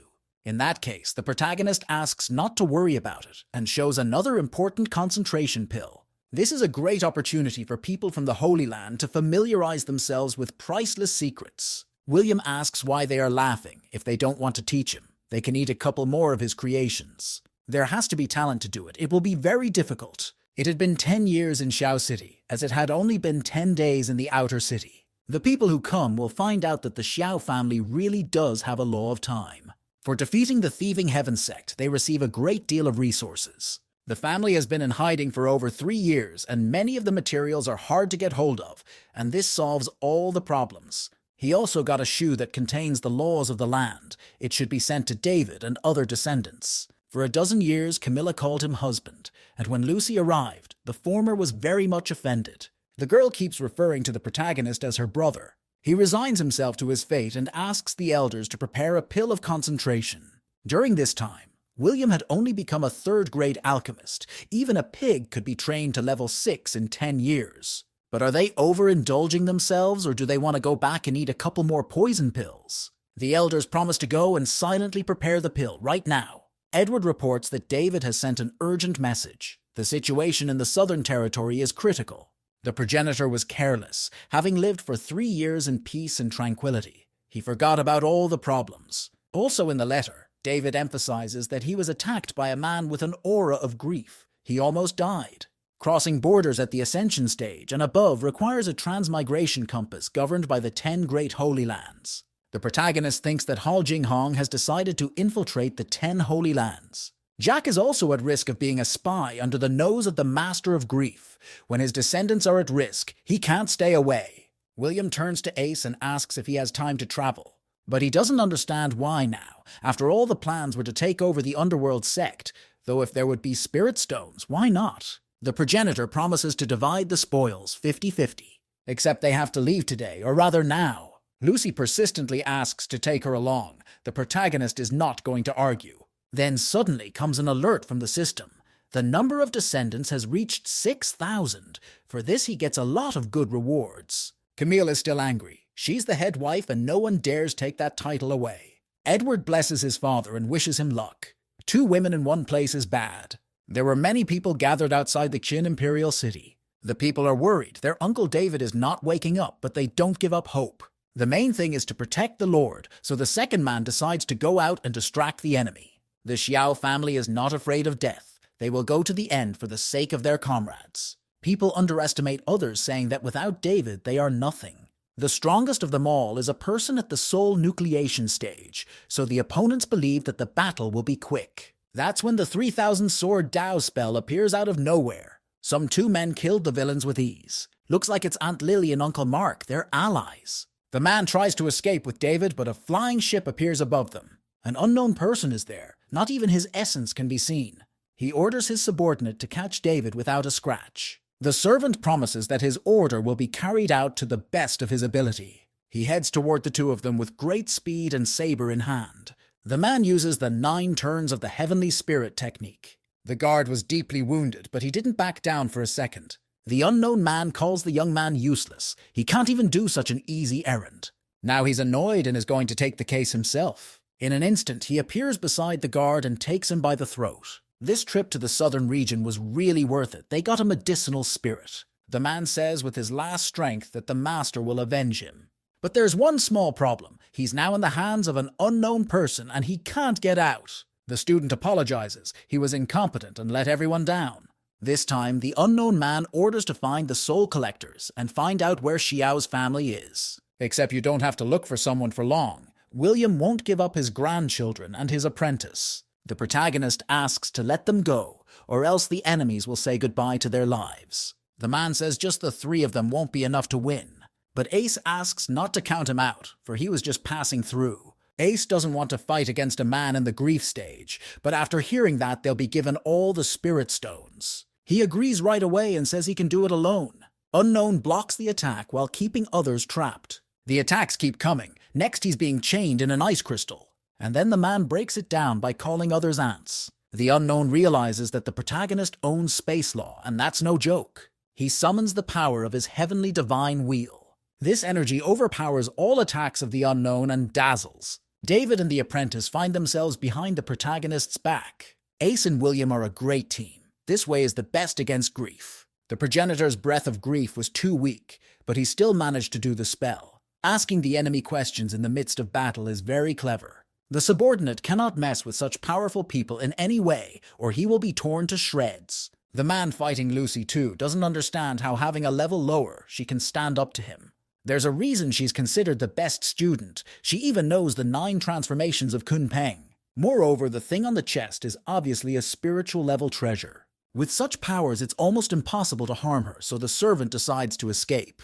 But one must wait for the right moment, and in the meantime, revenge make it look like he's chasing her. Such an attack can't do any harm in the grief stage, but it can't be stopped. The spiritual sea in William Dantian is huge, and Ace is its perpetual engine as long as spiritual stones are available. The battle has been going on for about 3 days now. Everyone is pretty exhausted. Unknown doesn't think something is clean here, so he wants to escape as soon as possible. Suddenly he feels a stage of grief. Where did it come from?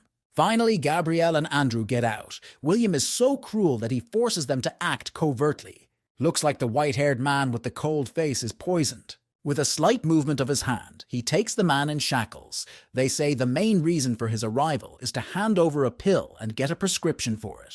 The protagonist smiles and raises the bet. If he kills him, he'll give the whole too.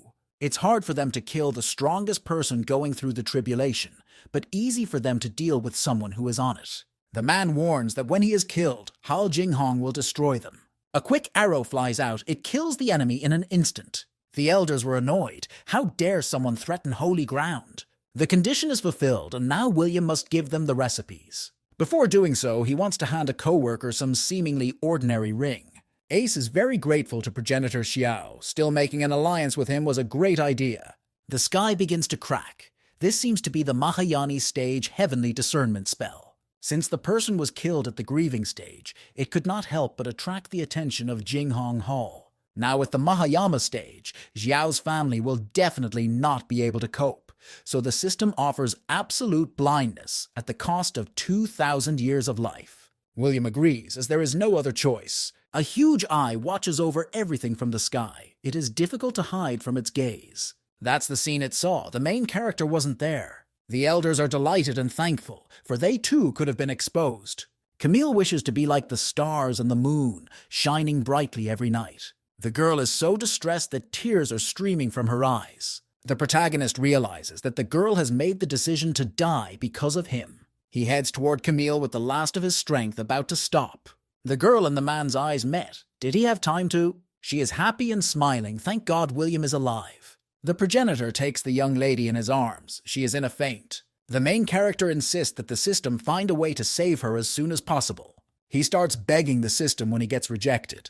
She has mercy and bestows a red ribbon that can change people's places. The treasure requires the ability of telepathy to use it. The man wraps this tape around his arm and asks the girl to wake up. All the people gathered and looking down. What happened? William doesn't understand what's wrong with his voice, and isn't he lying over there? After looking at his body, he realizes that he has switched it with Camille. It's impossible to convey the shock of the progenitor. The protagonist calls the system to see if his powers are gone, but it responds everything is normal. The system is tied to it, and from changing bodies won't change that. That's because of the support provided. Its level has been downgraded. But William has no right to complain, for he himself begged out of helplessness to save the girl. He's not used to suddenly transforming into a woman yet. Is there any way to get the bodies back? The system responds that this can be done when Camille's soul is fully restored.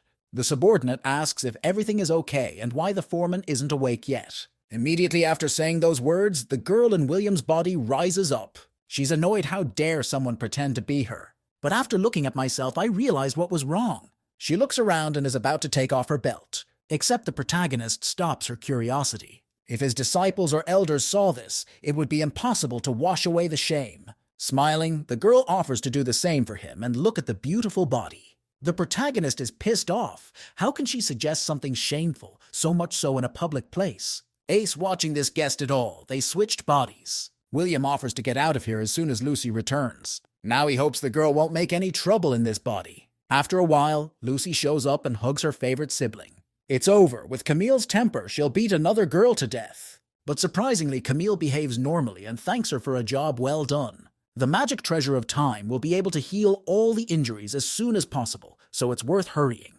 Here they had already arrived at the gate in the Xiao family's valley. It was time for the elders to leave. They had been ordered to return to the Holy Land.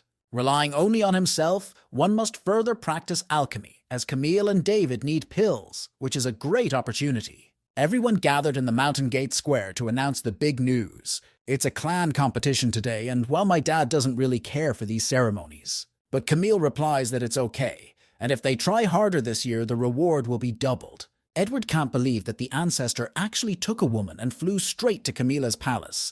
He doesn't know the whole truth yet. After the end of the clan competition, they have to go back and have as many children as possible. That's an order. Lucy arrives home, and David asks if he can go back to her first. The protagonist lets him go without any problems. The crowd doesn't understand why Camille is taking this so lightly. Anton comes next and addresses the master. He wants to go check on the Wu Dao tea tree. Willia agrees without a second thought. People are even more perplexed that you look at why the student called him master and not the master's wife. What's going on? The protagonist asks the system what Lucy will do to Camille, but he's asked that question more than 10 times. William is very afraid. He can't even imagine what will happen next. The system asks to relax and just make a plan, but it seems her character has changed a bit. The servants are discussing Camilla. She lost her love and didn't even return to her own palace, but flew to ancestor Xiao. The protagonist orders the two girls to be followed to make sure they don't do something strange. The concentrated immortal grade spirit pill promotes the development and treatment of Camille's injuries. What you need for preparation is a purifying herb, a 7th grade lily, 2 snow fruits. 10 days have passed since the protagonist's experiments. The furnace hasn't exploded yet. Finally, the talents in alchemy are showing up.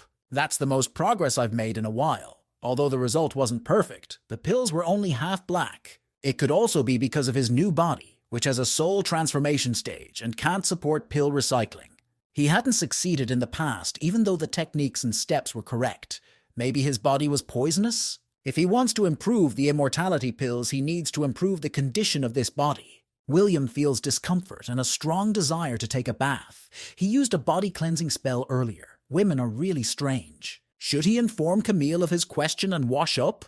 Camille, along with Lucy, head to her palace. But then Edward shows up and tries to shout to his father. Stepping inside, he sees a strange picture. It seems an ancestor has fallen. Camille asks why the old man needed her. The subordinate doesn't understand why he won't send Lucy back home.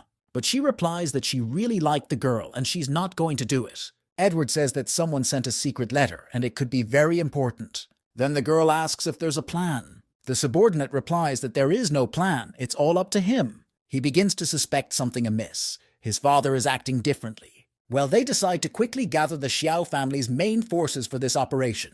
Looks like the protagonist managed to take a rose petal bath after all. He felt better and could continue to cultivate further. It is not the usual barrier of the kingdom, but lack of experience. In the writings of the 3 lives, blindly working behind closed doors will create such obstacles. Should he go out and get some experience with such a pretty face? Looks like someone came to visit the protagonist. It's Mr. Ace. Looks like he has something to say. He wants to talk business between their families. But William refuses. It doesn't interest him at the moment. Except the man still holds out some kind of turquoise balloon. Looks like this is the breath of heavenly tribulation, an extremely rare item. This treasure will allow tribulation masters to level up. Ace says this reaction is really adorable, but it's just a habit of the body. The man they killed had it, and he thought long and hard about it, and decided that the best solution was to give it to him. A rather unusual offer. What does the man want in return?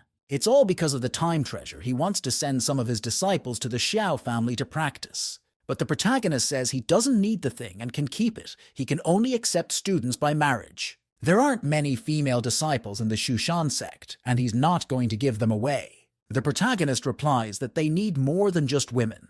The descendants can't sit in the Xiao family all the time. They need to evolve too.